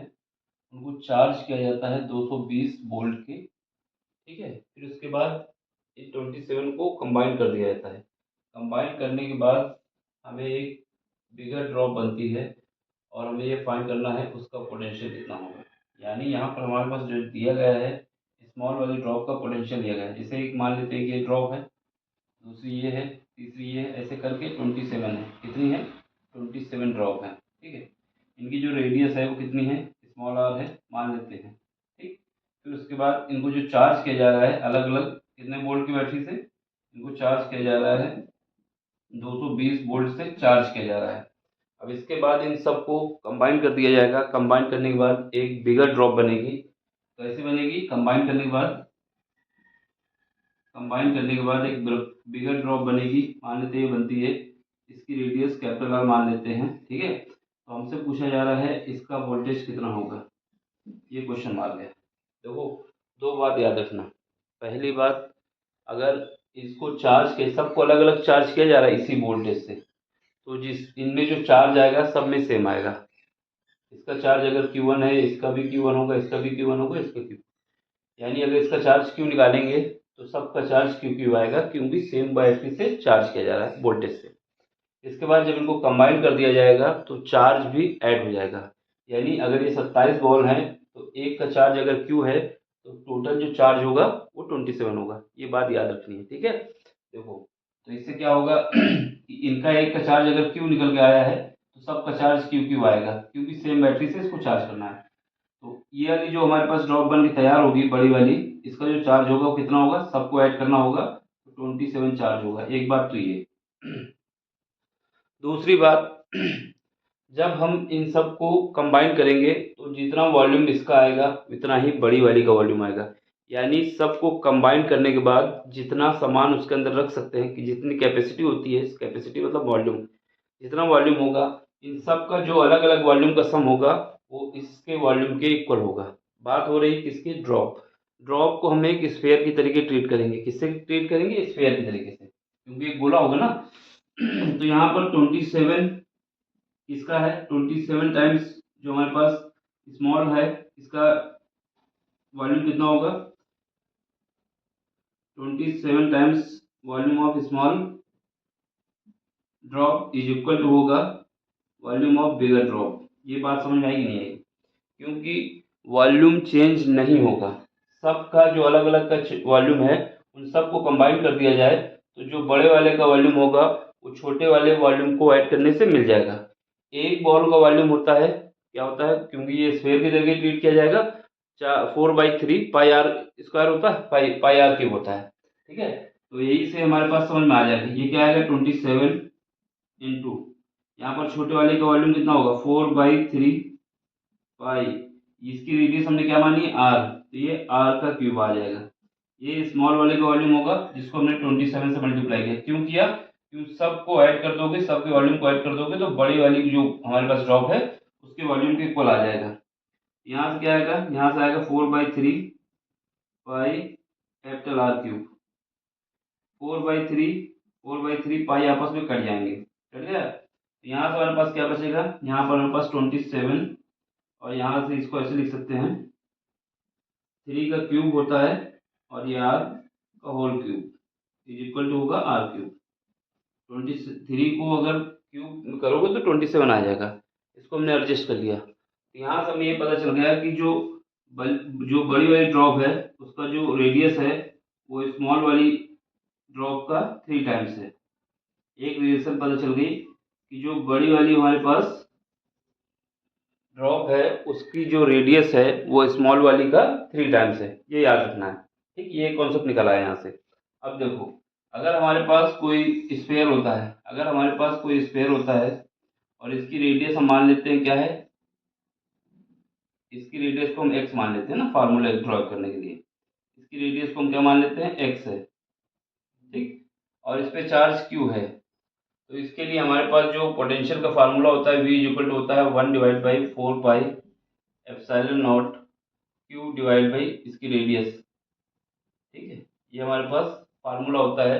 कोई भी स्फेयर हो उसके पोटेंशियल, उसकी सरफेस पे चार्ज क्यू है तो उसके लिए हमारे पास ये फार्मूला निकल के आता है 1/4πε0 Q/r।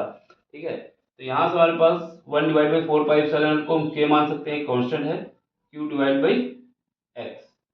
इसका मतलब क्या हुआ, इसका मतलब ये होगा कि पोटेंशियल जो है हमारा डायरेक्टली, क्योंकि ये तो कांस्टेंट है, वो डिपेंड किस पे कर रहा है, चार्ज पे और रेडियस पे। ये रिलेशन एक हमारे पास मिलके चली आई। अब सुनो, अब हमने बताया जब सबको ऐड कर लिया जाएगा तो चार्ज बड़े वाले गोले का कितना हो जाएगा 27, छोटे वाले एक का चार्ज कितना था, क्यू था।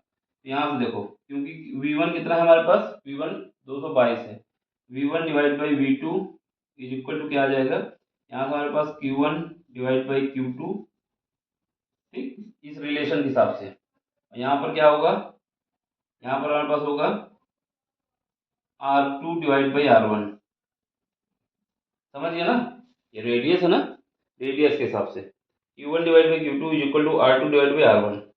चलो वैल्यू पुट करो। Q1 कितना है, Q1 क्योंकि पहले वाले स्मॉल वाले गोले का है और इसका चार्ज कितना है, Q है। बड़े वाले गोले का चार्ज कितना है, 27 है, 27 Q। और यहाँ पर रेडियस, पहले छोटे वाले ये जो हमारा R2 है वो किसका है, बड़े वाले गोले का, कितना है 3 टाइम्स R।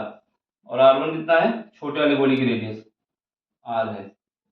इसको ऐसे काट दोगे, Q से Q कट जाएगा, इसको ऐसे काटेंगे 9 बचेगा।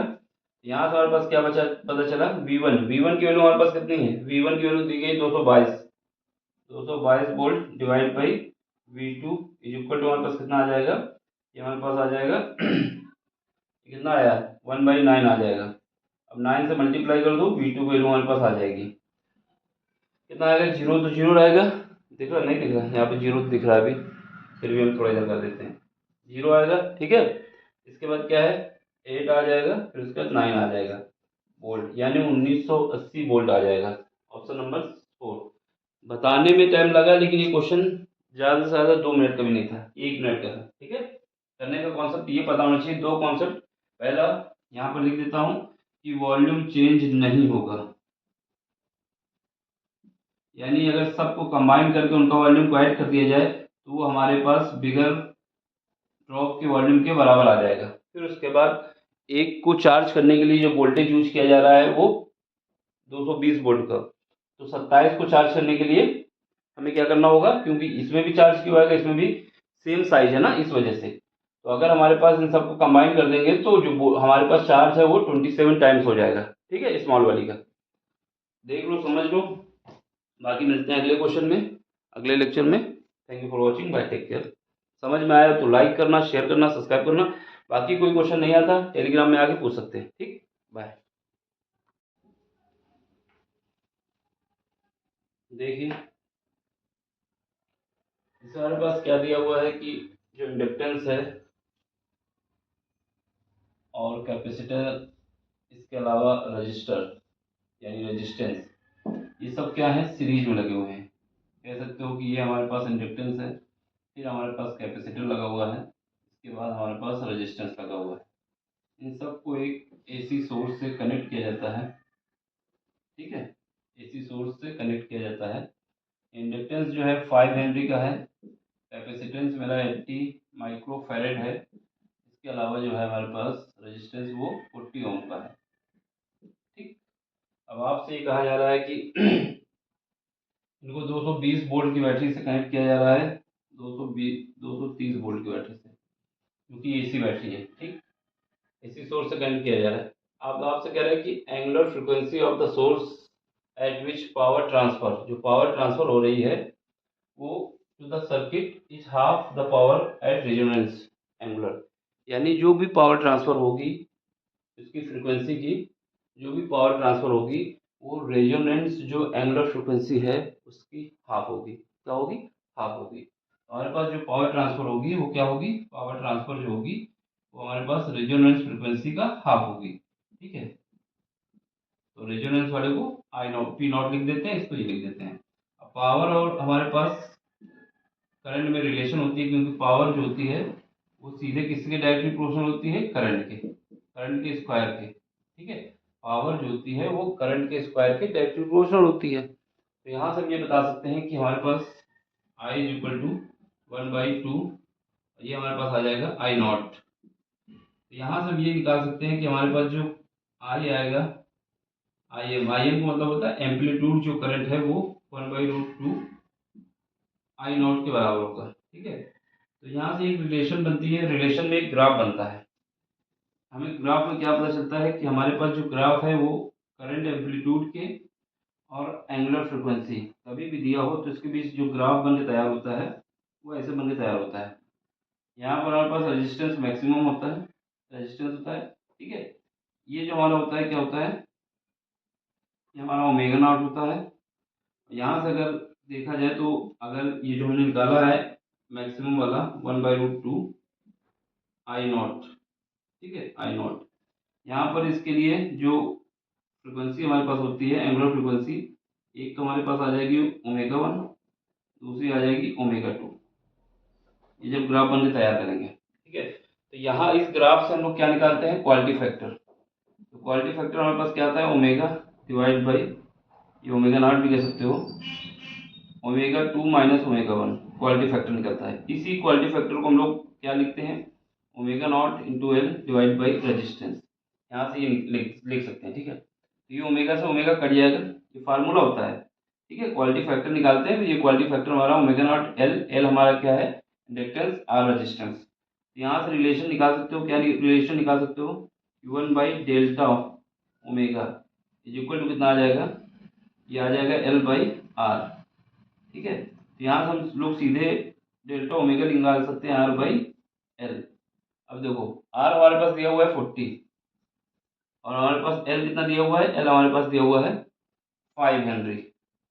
जब इसको काटोगे तो यहाँ से हमारे पास निकल के आ जाएगा 8 रेडियन पर सेकेंड। तो यहाँ से हमारे पास डेल्टा ओमेगा निकल के आ गया कितना, 8 रेडियन पर सेकेंड। तो एक बात, एक तो तरीका ये है कि जो भी आंसर होगा हमारे पास उन दोनों के बीच का डिफरेंस होगा 8 का। क्या होगा, क्योंकि हमने डेल्टा निकाल लिया ना, डेल्टा ओमेगा, जो भी आंसर होगा उन दोनों के बीच का अंतर कितना आना चाहिए, 8 आना चाहिए।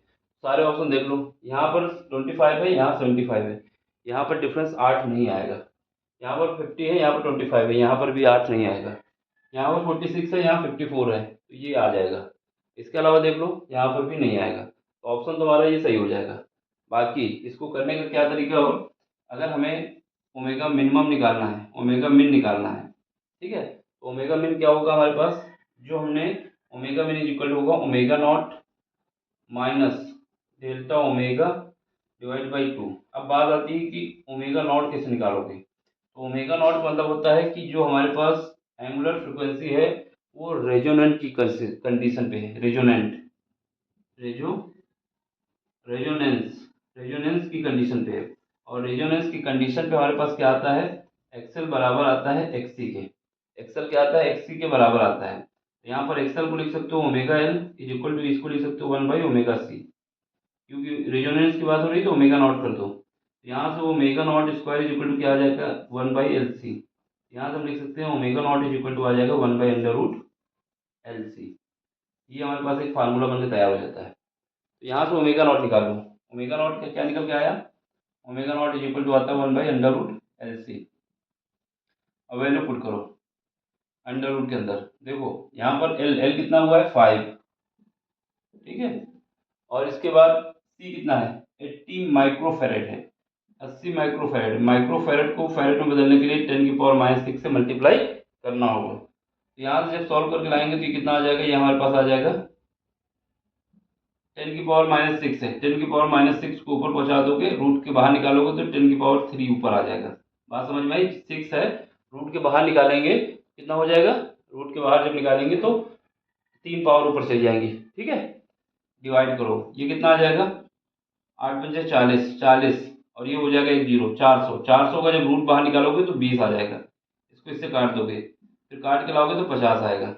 यानी हमारे पास ओमेगा नॉट कितना आ गया है 50 रेडियन पर सेकेंड।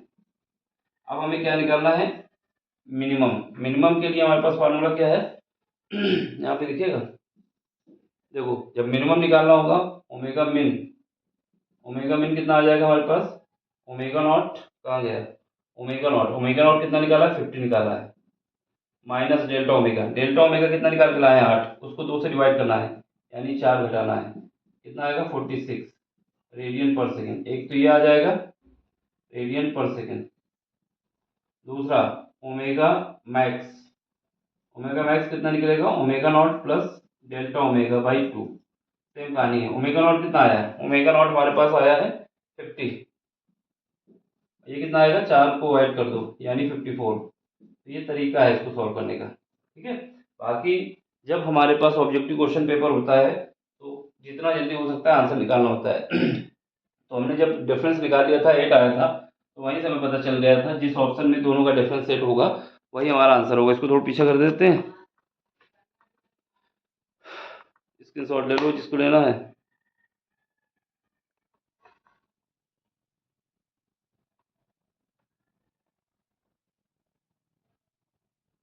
ठीक, तो इसको देख लो, समझ लो, कहीं पर भी डाउट हो तो पूछ लेना। बाकी मिलते हैं अगले लेक्चर में अगले क्वेश्चन के साथ। ठीक, सिंपल सा क्वेश्चन है, बस हमें ये कॉन्सेप्ट पता होना चाहिए था कि हमारे पास जो ग्राफ बन के तैयार होता है ना, ये ग्राफ के विषय में थोड़ी जानकारी होनी चाहिए थी। नहीं होती तभी ये पता होना चाहिए था कि हमारे पास जो क्वालिटी फैक्टर आता है ओमेगा नॉट डिवाइड बाई इन दोनों का डिफरेंस, यही हमारा बराबर होता है omega naught L by R के। ठीक, देख लो, समझ लो, समझ में आया हो तो लाइक करो, शेयर करो। बाकी मिलते हैं अगले लेक्चर में। Thank you for watching, bye, take care. Screenshot लेना है तो ले लो, बाय। देखिए क्वेश्चन 2021 का है। इसमें क्या है कि हमारे पास यूनिफॉर्म कंडक्टिंग वायर है जिसकी लेंथ कितनी है 12 ओम 12 ए है। ठीक है, इसमें जो रेजिस्टेंस है वो कैपिटल आर है। इसमें क्या है कि हमारे पास इसको बाउंड अप किया जाता है। बाउंड अप मतलब होता है इसका शेप दिया गया है, दो शेप बनाए गए, एक इक्विलेटरल ट्रायंगल, दूसरा स्क्वायर। इक्विलेटरल ट्रायंगल जो बना उसकी साइड ए है, जो स्क्वायर बना उसकी साइड बी ए है। अब इसके बाद मैग्नेटिक डायपोल मोमेंट आपको फाइंड करना है इसमें दोनों ही केस में। ठीक, तो इसको कैसे सॉल्व करोगे, इसमें जो करंट है वो मान लेते हैं आई है। तो सबसे पहले हमारे पास जो वायर है, ये वायर हमारे पास है, इस वायर की लेंथ हमारे दिया गया है कितना 12 ए है। ठीक है, इस वायर की वायर, इसमें जो करंट फ्लो हो रही है वो आई है और जो रेजिस्टेंस है वो आर है। ठीक, ये हमारे पास वायर है। अब इसका शेप देना है, शेप देना है, पहला बनाना है इक्विलेटरल ट्रायंगल। इक्विलेटरल ट्रायंगल की बात की जाए तो उसकी सारी डायमेंशन इक्वल होती हैं और एक साइड कितनी दी गई है ए। इसका मतलब उसकी जो साइड बन के तैयार होगी, एक इक्विलेटरल ट्रायंगल बना लेते हैं पहले केस में, इक्विलेटरल ट्रायंगल। ठीक है, अब इसको देखो, इसको बनाएंगे तो हमारे पास कितना है, सबकी साइड ए होगी, ये भी ए होगा, ये भी ए होगा और ये भी ए होगा। ठीक है, इसका मतलब इसका जो परिमाप निकलेगा, जो लेंथ निकलेगी, तीनों साइड को पैरामीटर को ऐड कर दो तो 3 ए आएगा। लेकिन हमारे पास कितने दिए गए हैं 12 है। अगर इसको हम मल्टीप्लाई किससे करें कि कितने इक्विलेटरल ट्रायंगल बनाए जा सकते हैं, तो इसको n से मल्टीप्लाई कर दो। अगर 12 हमारे पास 12 मीटर की लंबाई है, उससे 3 मीटर में काटना है तो कितने काट लोगे भाग, तो यहाँ से काटेंगे तो 4 भाग निकल के आएंगे। इसका मतलब ये हुआ कि हम कुल मिला के 4 इक्विलेटरल ट्रायंगल बना सकते हैं और 4 इक्विलेटरल ट्रायंगल इसी के ऊपर एक इम्पोज कर देंगे। अलग अलग नहीं करना है, इसी के ऊपर राउंड अप कर देंगे। तो इससे हम ये कह सकते हैं कि नंबर ऑफ टर्म कितने आएंगे 4 आएंगे। यानी एक इक्विलेटरल ट्रायंगल बनाया, फिर दूसरा बनाया, फिर तीसरा बनाया, लेकिन सब में करंट हमारे पास टोटल आई रहने वाली है। अब यहाँ से बात आती है कि magnetic dipole moment. Magnetic dipole moment को m से लिखते हैं इज इक्वल टू n, और उसके बाद कितनी करंट है, फिर उसके बाद उसका क्रॉस सेक्शन एरिया कितना है, ये हमारे पास फार्मूला होता है। ठीक है, एन आई ए हमारा एरिया है। अब यहाँ पे n की बात क्या है, n क्या है, जो हमने कितने नंबर ऑफ टर्म दिए हैं, तो यहाँ पर 4 राउंड अप करने होंगे 4। आई हमारे पास करंट है, एरिया इक्विलेटरल ट्रायंगल का जो एरिया होता है √3/4 और साइड का स्क्वायर। यहाँ से हमारे पास क्या आएगा, ये 4 से 4 कट जाएगा, यहाँ से हमारे पास जो मोमेंट मैग्नेटिक डायपोल मोमेंट निकलेगा इक्विलेटरल ट्रायंगल के लिए, एम ई कहते हैं जिससे, तो ये कितना आ जाएगा, ये हमारे पास आ जाएगा √3 और यहाँ पर आई आ जाएगा और यहाँ ए स्क्वायर आ जाएगा। तो किस ऑप्शन में दिया गया है, पहले इक्विलेटरल ट्रायंगल के लिए जो हमारे पास moment of inertia sorry magnetic dipole आएगा कितना आएगा √3 आई हमारे पास करंट है, ये हमारे पास एरिया है।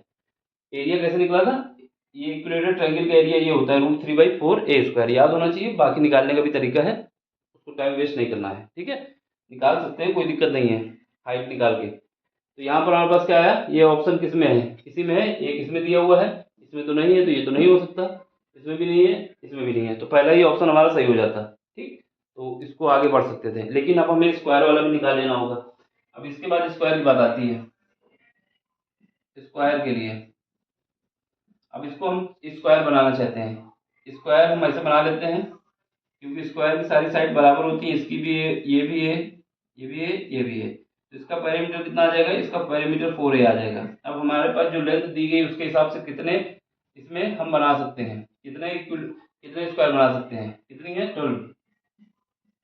ये सब काटेंगे तो कितना बचेगा, 3 बचेगा, यानी इसका मतलब ये हुआ कि हम इसमें 3 स्क्वायर बना सकते हैं, 3 स्क्वायर बना सकते हैं। इसका मतलब 3 स्क्वायर बनाने का मतलब है कि इस पे नंबर ऑफ टर्म कितने हो जाएंगे, 3 हो जाएंगे। अब यहाँ पर भी निकाल दो, क्या निकालोगे, मैग्नेटिक डाइपोल मोमेंट एस लिख देते हैं, जिससे ये रहे कि स्क्वायर का है। Magnetic dipole moment is equal to N S और यहाँ से आई ए, ठीक है।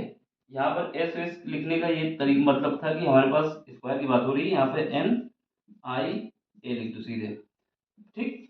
चलो अब यहाँ पे देखो M S magnetic dipole moment square के लिए एन एन कितने निकाले हमने, तीन स्क्वायर बना सकते हैं, ठीक है। आई वही सेम रहेगी जो करंट पहले थी। एरिया, स्क्वायर का एरिया क्या होता है, ए स्क्वायर होता है। तो हमारे पास ऑप्शन क्या है, पहले ही ऑप्शन सही है, वैसे भी निकल गया था, दूसरा मिला भी सकते हो। तो ये हमें पता चल गया कि जो हमारे पास मैग्नेटिक डाइपोल मोमेंट निकलेगा वो पहले जब हम इक्विलेटरल ट्रायंगल बनाएंगे तो वो निकलेगा √3 IA², और जब हम बनाएंगे क्या स्क्वायर तो हमारे पास 3IA² निकलेगा, ठीक है। ये हमें समझ में आना चाहिए। देखो यहाँ पर ये हमें समझना होगा ना, देखो ऐसा तो है नहीं कि कितने बना के हमें देने इक्विलेटरल ट्रायंगल, इतने बना के नहीं देने हैं, हमें एक इक्विलेटरल ट्रायंगल बनाना है, लेकिन पूरे वायर को लपेटना है। तो जब इक्विलेटरल ट्रायंगल बनाना है तो इसके ऊपर 4 इक्विलेटरल ट्रायंगल लपेटे जाएंगे, इसके ऊपर 3 इक्विलेटरल ट्रायंगल होंगे, तो वही हमारा एन की तरीके काउंट होगा, ठीक है। चलो फिर आगे मिलते हैं अगले लेक्चर में, अगले क्वेश्चन में। समझ में आया हो तो लाइक करो, शेयर करो, सब्सक्राइब करो। बाकी कोई क्वेश्चन नहीं आता है टेलीग्राम में आके अपना क्वेश्चन पूछ सकते हैं, ठीक। Bye, take care. स्क्रीनशॉट लेना है तो ले लो।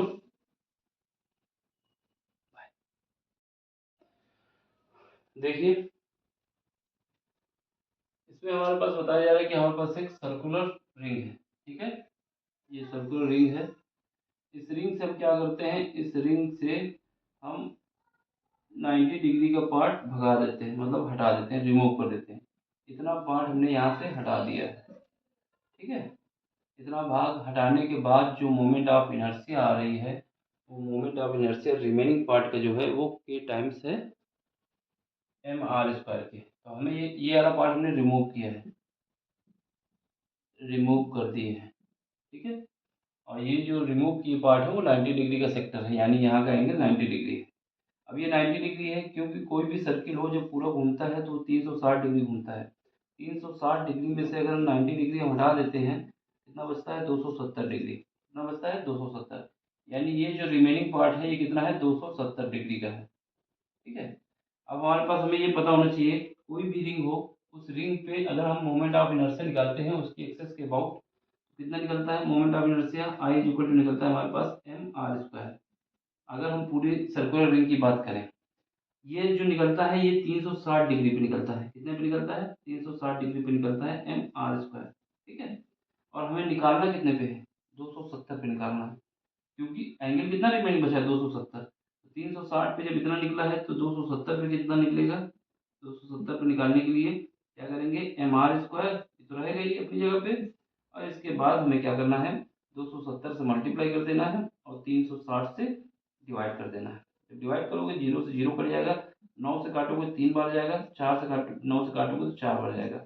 इसका मतलब क्या होगा, जो हमारे पास 270 डिग्री के लिए मोमेंट ऑफ इनर्शिया निकल के तैयार होगा वो निकलेगा 3/4 mr²। बस यही हमसे बोला गया था, यही हमसे क्या बोला गया था कि हमारे पास जो मोमेंट ऑफ इनर्शिया निकल के तैयार हो रहा है वो के टाइम्स है mr² का। यही mr² हमारा बराबर है 3/4 mr² के। अब यहाँ से कंपेयर करोगे तो के की वैल्यू हमारे पास निकल के आएगी 3/4। क्या निकल के आएगी, के की वैल्यू हमारे पास निकल के आएगी 3/4, और यही हमारा ऑप्शन होगा। ऑप्शन ऑप्शन नंबर पहला। सिंपल सा क्वेश्चन था, ज़्यादा कुछ करना नहीं था, बस हमें लॉजिक पता होना चाहिए था। क्या लॉजिक था कि हमने इस सर्कुलर रिंग से 90 डिग्री के सेक्टर को रिमूव कर दिया है। 90 डिग्री के सेक्टर को जब रिमूव किया है तो रिमेनिंग एंगल कितना बचा? 270 डिग्री। 270 डिग्री, क्योंकि 360 डिग्री के लिए हमारे पास मोमेंट ऑफ इनर्शिया होता है किसी भी सर्कुलर रिंग की एक्सेस पे कितना होता है? M R square. ये किसके लिए है? 360 डिग्री के लिए, लेकिन चाहिए किसके लिए? 270 के लिए। तो 360 से डिवाइड करेंगे, 270 से मल्टीप्लाई करेंगे, जब काटेंगे पीटेंगे तो ये निकल के आ जाएगा। और क्वेश्चन पेपर में बोला था कि जो भी हमारे पास मोमेंट ऑफ इनर्शिया निकल के आ रहा है वो हमारा के एम आर स्क्वायर के बराबर है, तो हमें के की वैल्यू बतानी है। देख लो, समझ में आया हो तो लाइक करो, शेयर करो, सब्सक्राइब करो। बाकी मिलते हैं अगले लेक्चर में अगले क्वेश्चन के साथ। ठीक है, कोई क्वेश्चन नहीं आता टेलीग्राम में आके पूछ सकते हैं। Bye, take care, thank you. देखिए क्वेश्चन, इसमें हमारे पास क्या है कि दो सर्कुलर लूप है, एक की रेडियस r1 है, दूसरे की r2 है।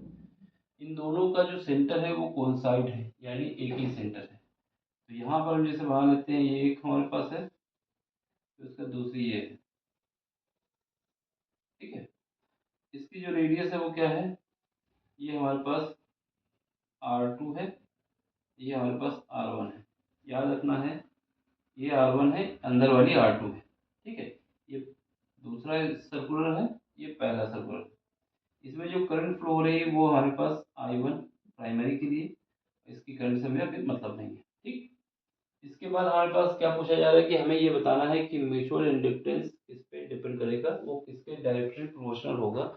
ये चार ऑप्शन दिए गए हैं। ठीक है, तो एक बात ये याद रखना है कि हमारे पास जो ये करंट है, अगर हमें क्या निकालना है? फ्लक्स। फ्लक्स किस पे निकालना है? इस पे। फ्लक्स हमें सेकेंडरी पे निकालना है। तो फ्लक्स हमारा सेकेंडरी का मतलब वो phi two is equal to क्या आएगा? फ्लक्स हमारा आएगा म्यूचुअल इंडक्टेंस इनटू प्राइमरी में कितनी करंट है, यानी I1। बात समझे? अगर हमें फ्लक्स निकालना है सेकेंडरी में फ्लक्स हमारा सेकेंडरी में उतना ही आएगा जितना म्यूचुअल इंडक्टेंस एक कांस्टेंट है, और हमारे पास ये जो हमारे पास करंट प्राइमरी में फ्लो हो रही है उससे मल्टीप्लाई कर दिया जाए तो हमें सेकेंडरी में कितना फ्लक्स है ये निकल आएगा। यहाँ पर एक बात ये दी गई है, ये क्या है? ये हमारे पास डॉट की तरीके, यानी यहाँ पर R1 की वैल्यू बहुत ज़्यादा बड़ी है R2 से। तो इसको हम अगर दूर से देखें, बहुत ज़्यादा जब गैप होगा ना, तो ये हमारे पास एक सर्किल की तरीके नहीं दिखेगा, एक पॉइंट की तरीके दिखेगा। कैसा दिखेगा? पॉइंट की तरीके से। तो यहाँ पर एक कॉन्सेप्ट ये भी याद रखना कि फ्लक्स जो होता है हमारा क्या होता है? फ्लक्स हमारा होता है magnetic field into cross section area. यहाँ पर मैग्नेटिक फील्ड हमारा जो पहली रिंग है जिसकी रेडियस R1 है उसकी वजह से लगेगा। ये बात दिमाग में रखनी है, जिसमें करंट फ्लो हो रही है उसकी वजह से मैग्नेटिक फील्ड लगेगा। ठीक है, क्या लगेगा? B1। B1 कहाँ से आएगा? ये जो हमारे पास पहली वाली सर्कुलर रिंग है इसकी वजह से मैग्नेटिक फील्ड लगेगा। अब हमने बताया कि R1 की वैल्यू R2 से बहुत बड़ी है। इसका मतलब क्या होगा? इसका मतलब ये होगा कि अगर हम इसको देखेंगे तो एक डॉट की तरीके ट्रीट करेगा। कैसा? एक डॉट की तरीके दिखेगा। अब इस डॉट के तरीके दिखने का मतलब है कि अगर हम ये R1 बोले कि R1 सर्किल की वजह से इसको हम क्या मान लें? एक डॉट। तो यहाँ पर जो इसके सेंटर पे मैग्नेटिक फील्ड होगा वो निकाला जा सकता है। तो हमें याद रखना है कि अगर कोई सर्कुलर लूप है तो उसके लिए जो मैग्नेटिक फील्ड होता है म्यू नॉट, और यहाँ पर करंट जो फ्लो हो रही है प्राइमरी में। ठीक है, प्राइमरी का मतलब हम यहाँ पे क्या लिखेंगे? 1 लिखेंगे। ठीक है, इसके बाद क्या होता है? 2 पाई, और यहाँ पर हमारे पास निकल के लिखते हैं रेडियस। रेडियस किसकी रेडियस लिखोगे? जो हमारे पास सर्किल है बड़ा वाला V1 है ना, यहाँ पे लिख दोगे R1। ये बात समझ में आ गई कि अगर हमें कोई भी सर्कुलर लूप दी गई है, कोई भी सर्कुलर लूप हो, उसमें करंट I फ्लो हो रही है, अगर उसके सेंटर पे हमें मैग्नेटिक फील्ड निकालना है तो ये mu naught current divide by 2 pi R होता है। ये हमें याद रखना है। ठीक है, 2 पाई R होता है। ठीक, mu naught divide by 2 pi R। यहाँ पाई नहीं होता, सॉरी, यहाँ पर 2R होता है, तो पाई नहीं होता, इसमें R होता है, 2 होता है। क्या याद रखना है कि अगर हमारे पास कोई सर्कुलर लूप है, उसकी रेडियस R है और इसमें करंट I फ्लो हो रही है, तो इसकी वजह से इसके सेंटर पे जो मैग्नेटिक फील्ड निकलेगा वो क्या निकलेगा? म्यू नॉट कितनी करंट है डिवाइड बाई 2R। ये बात हमें याद रखनी, पाई नहीं होता, 2 mu naught divide by 2R होता है। ठीक, पाई नहीं होगा। अब इसके बाद ये हमारे पास दूसरा सर्किल है, ठीक है। तो A2 क्या है, A2 हमारे पास इसका एरिया, दूसरा सर्किल का एरिया क्या होगा, पाई आर टू स्क्वायर, इसका एरिया लेना है, ठीक है। जब इसमें मैग्नेटिक फील्ड ले रहे थे तो इसको हम एक डॉट की तरीके ट्रीट करेंगे, क्योंकि ये कंडीशन लिखी हुई, ये कंडीशन ना लिखी होती तो फिर नहीं ट्रीट कर सकते थे, ठीक है। तो फिर हमें क्या ट्रीट करना होता कि हमारे पास R2 माइनस R1 डिस्टेंस पे R1 माइनस R2 डिस्टेंस पर कितना मैग्नेटिक फील्ड है, जब ये वाला फार्मूला लगता है। फिलहाल इसको डॉट की तरीके ट्रीट कर रहे हैं क्योंकि ये कंडीशन है। फिर उसके बाद इसका एरिया जब लिखेंगे तो इसको पूरा सर्किल मानेंगे, सर्किल का एरिया कितना होगा, पाई आर स्क्वायर होगा। ये हमारा किसके बराबर होगा, ये हमारा म्यूचुअल इंडक्टेंस इनटू करंट के बराबर होगा, करंट I1। यहाँ से I1 से I1 कट जाएगा, ठीक है। इसके बाद हम क्या बता सकते हैं कि यहाँ से हमारे पास mutual inductance is equal to, सीधे निकाल लेते हैं, म्यू नॉट इंटू पाई, और ये डिवाइड क्या है, 2 है, और यहाँ पर लिख सकते हो R2 स्क्वायर माइनस R1। ये हमारा क्या है पूरा पार्ट, ये पूरा पार्ट हमारा कांस्टेंट है, कैसा है, कांस्टेंट है, ठीक है। जब ये कांस्टेंट है तो हमें ये पता चल गया कि म्यूचुअल इंडक्टेंस जो हमारे पास है वो डायरेक्टली प्रोपोर्शनल है किसके, R2 square divide by R1। तो कोई ऑप्शन हो तो वही हमारा सही है, R2 square divide by R1, पहला ही चौथा ऑप्शन सही है, ठीक। दो बात याद रखनी, पहली बात क्या याद रखना है कि हमारे पास जो ये सर्किल बन रहे हैं इसमें अंदर वाला दूसरे नंबर का सर्किल है, बाहर वाला पहले नंबर का सर्किल है। बाहर वाले में करंट हमारी I1 फ्लो हो रही है, I1 फ्लो हो रही है, इसकी वजह से हमें अगर म्यूचुअल इंडक्टेंस निकालना है या फ्लक्स निकालना है कि प्राइमरी वाली सर्किल की वजह से सेकेंडरी में कितना फ्लक्स होगा, तो हमारे पास फ्लक्स है फाई टू, क्योंकि हमने क्या बोला, प्राइमरी वाली सर्किल में जो करंट आई फ्लो हो रही है उसकी वजह से कितना हमारे पास फ्लक्स होगा सेकेंडरी में, तो म्यूचुअल इंडक्टेंस और प्राइमरी की करंट। फिर उसके बाद हमें क्या है कि हमें जब निकालना होगा फ्लक्स, इसको ऐसे भी लिखा जा सकता है B1A2, क्योंकि फ्लक्स का होता है phi, phi is equal to होता है B इंटू ए, ठीक। तो उसका कॉन्सेप्ट यूज करना है। तो यहाँ पर ये जो मैग्नेटिक फील्ड लिखेंगे वो प्राइमरी वाला लिखेंगे, और जो क्रॉस सेक्शन एरिया लिखेंगे वो सेकेंडरी का लिखेंगे, ठीक है। समझ में आया हो तो लाइक करो, शेयर करो, सब्सक्राइब करो। बाकी क्वेश्चन आपके सामने पूरा सॉल्व करके मैंने दिखाया है, ठीक है। बाकी कोई क्वेश्चन नहीं आता टेलीग्राम में आके अपना क्वेश्चन पूछ सकते हैं। Bye, take care. देखिए इसमें एक पार्टिकल है जो कि सर्किल में मूव कर रहा है, सर्कुलर मोशन में एक हिसाब से, ठीक है। जिस सर्किल में मूव कर रहा है पार्टिकल उसकी रेडियस r है, और जो टाइम ले रहा है वो यूनिफॉर्म टाइम है, वो t है, ठीक है। एक रेवोल्यूशन कंप्लीट करता है। तो सबसे पहले बात ये है कि हमारे पास ये मान लेते हैं सर्किल है, इसकी रेडियस क्या है, r है। यहाँ पर एक पार्टिकल बैठा हुआ है, पार्टिकल जो है v स्पीड से मूव कर रहा है, ठीक। और इसको एक चक्कर लगाने में कैपिटल टी टाइम लगता है, कितना लगता है, कैपिटल टी टाइम लगता है। तो यहाँ से अगर हमें देखा जाए तो इसकी पेरीमीटर निकाल लो, पेरीमीटर निकालोगे वही इसकी डिस्टेंस होगी। तो हमारे पास जो टाइम होता है, टाइम क्या होता है, टाइम होता है, सॉरी वेलोसिटी क्या होती है, distance, distance divide by time, ये होता है ना। तो अगर कोई भी पार्टिकल अगर इसमें मूव कर रहा है v स्पीड से, तो ऐसे मूव करेगा, ऐसे मूव करते करते, तो इसको जो पेरीमीटर होगा सर्किल का उतनी ही डिस्टेंस चलना होगा। यहाँ पर जो स्पीड निकल के आ जाएगी, क्या आ जाएगी, पेरीमीटर, पेरीमीटर कितना है, 2 पाई आर, किसी भी सर्किल का पेरीमीटर 2 पाई आर होता है, ठीक है। ये पेरीमीटर होता है, इसकी पूरी जो परिधि में चलना है। टाइम, टाइम पीरियड दिया हुआ है टी, कैपिटल टी। तो यहाँ से हमें ये पता चल गया कि जो इसकी स्पीड है पार्टिकल की, ये पार्टिकल की स्पीड है, ठीक है। ये हमारे पास पार्टिकल था। अब इसमें क्वेश्चन ये बोला है कि हमारे पास जो स्पीड निकल के आई है उसी स्पीड से, सेम स्पीड से एक पार्टिकल को प्रोजेक्टाइल मोशन कराया जाता है और थीटा एंगल पे फेंका जाता है, ठीक है। प्रोजेक्टाइल मोशन का मतलब होता है कि यहाँ पर ये जो हमारे पास स्पीड निकली है इसी स्पीड से हमने इसको फेंका है। फेंकने के बाद ये हॉरिजॉन्टल जाएगा, लेकिन एक हाइट मैक्सिमम गेन करेगा। तो ये जो हमारे पास मैक्सिमम हाइट गेन कर रहा है एच मैक्स, ये हमारे पास जो एच मैक्स है, ये हमारे पास जो उसकी रेडियस थी उसका 4 टाइम्स है, ये 4r है। ये क्वेश्चन पेपर में दिया हुआ है, देख लो यहाँ पर लिखा हुआ है कि जो मैक्सिमम हाइट गेन करेगा वो 4r के इक्वल होगा, यानी जो रेडियस थी सर्किल की उसका 4 टाइम्स होगा। कोई भी पार्टिकल हमारे पास जब प्रोजेक्टाइल मोशन करता है अगर v स्पीड से, तो अगर इसकी हाइट की बात की जाए तो हाइट क्या निकल के आती है, एच मैक्स, यहाँ पर लिख देते हैं H max is equal to क्या आता है, H max is equal to आता है v square divide by 2g, और यहाँ पे आता है साइन थीटा का साइन स्क्वायर थीटा। ये हमारे पास फार्मूला आता है। ठीक है, कोई भी पार्टिकल अगर प्रोजेक्टाइल मोशन कर रहा है, इसको हमने लॉन्च किया है, तो वहाँ पर हमारे पास जो उसकी मैक्सिमम हाइट आती है v square divide by 2g, और ये हमारे पास साइन स्क्वायर थीटा, ये हमारे पास हाइट निकल के आती है। ठीक है, ये हमें याद होना चाहिए, ये दो फार्मूले याद होना चाहिए।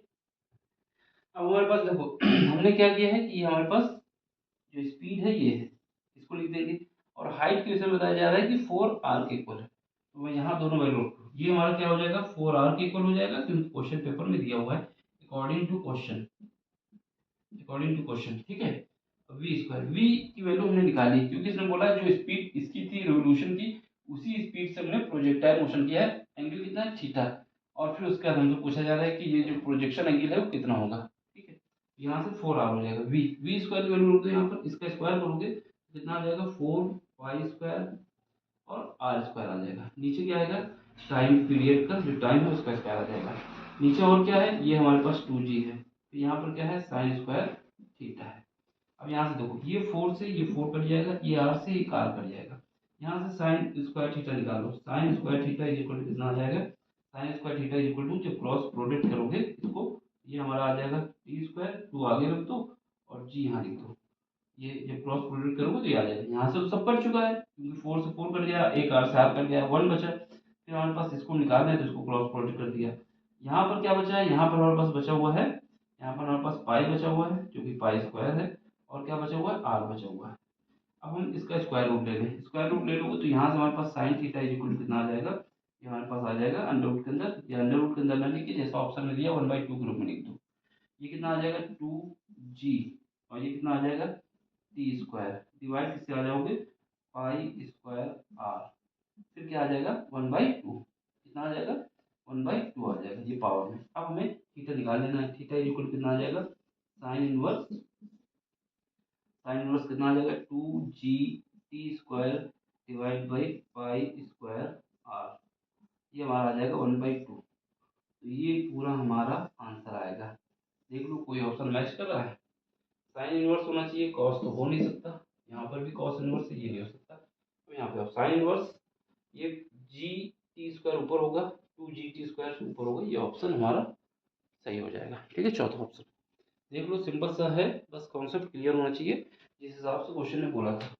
क्या बोला था क्वेश्चन ने, बोला था कि हमारे पास एक पार्टिकल है जो कि v स्पीड से मूव कर रहा है, माने हम v स्पीड, और वो जो सर्किल है, सर्किल की रेडियस r है, उसको एक रेवोल्यूशन चक्कर यानी एक चक्कर लगाने में टाइम t लगता है, तो यहाँ से हमने स्पीड निकाली। ठीक है, जो स्पीड हमने एजम्पशन की थी, फिर उसके बाद यही स्पीड से हमने उस पार्टिकल को प्रोजेक्टाइल मोशन कराया है, प्रोजेक्टाइल मोशन कराएंगे तो उसकी हाइट ही आती है। ठीक है, हाइट मैक्सिमम का फार्मूला हमें याद होना चाहिए, v square divide by 2g sine square theta, value उठा के रखोगे, कॉन्सेप्ट क्लियर है, सब हो जाएगा। ठीक है, समझ में आया हो तो लाइक करो, शेयर करो, सब्सक्राइब करो। 2021 का पेपर पूरा कंप्लीट हो गया है, अब 2020 का स्टार्ट होगा, इससे पहले 2022, 23, 24 करा चुके हैं। ठीक है, समझ में आ रहा हो तो लाइक करते रहना, शेयर करते रहना और सब्सक्राइब करवाते रहना। ठीक है, bye, take care, thank you for watching.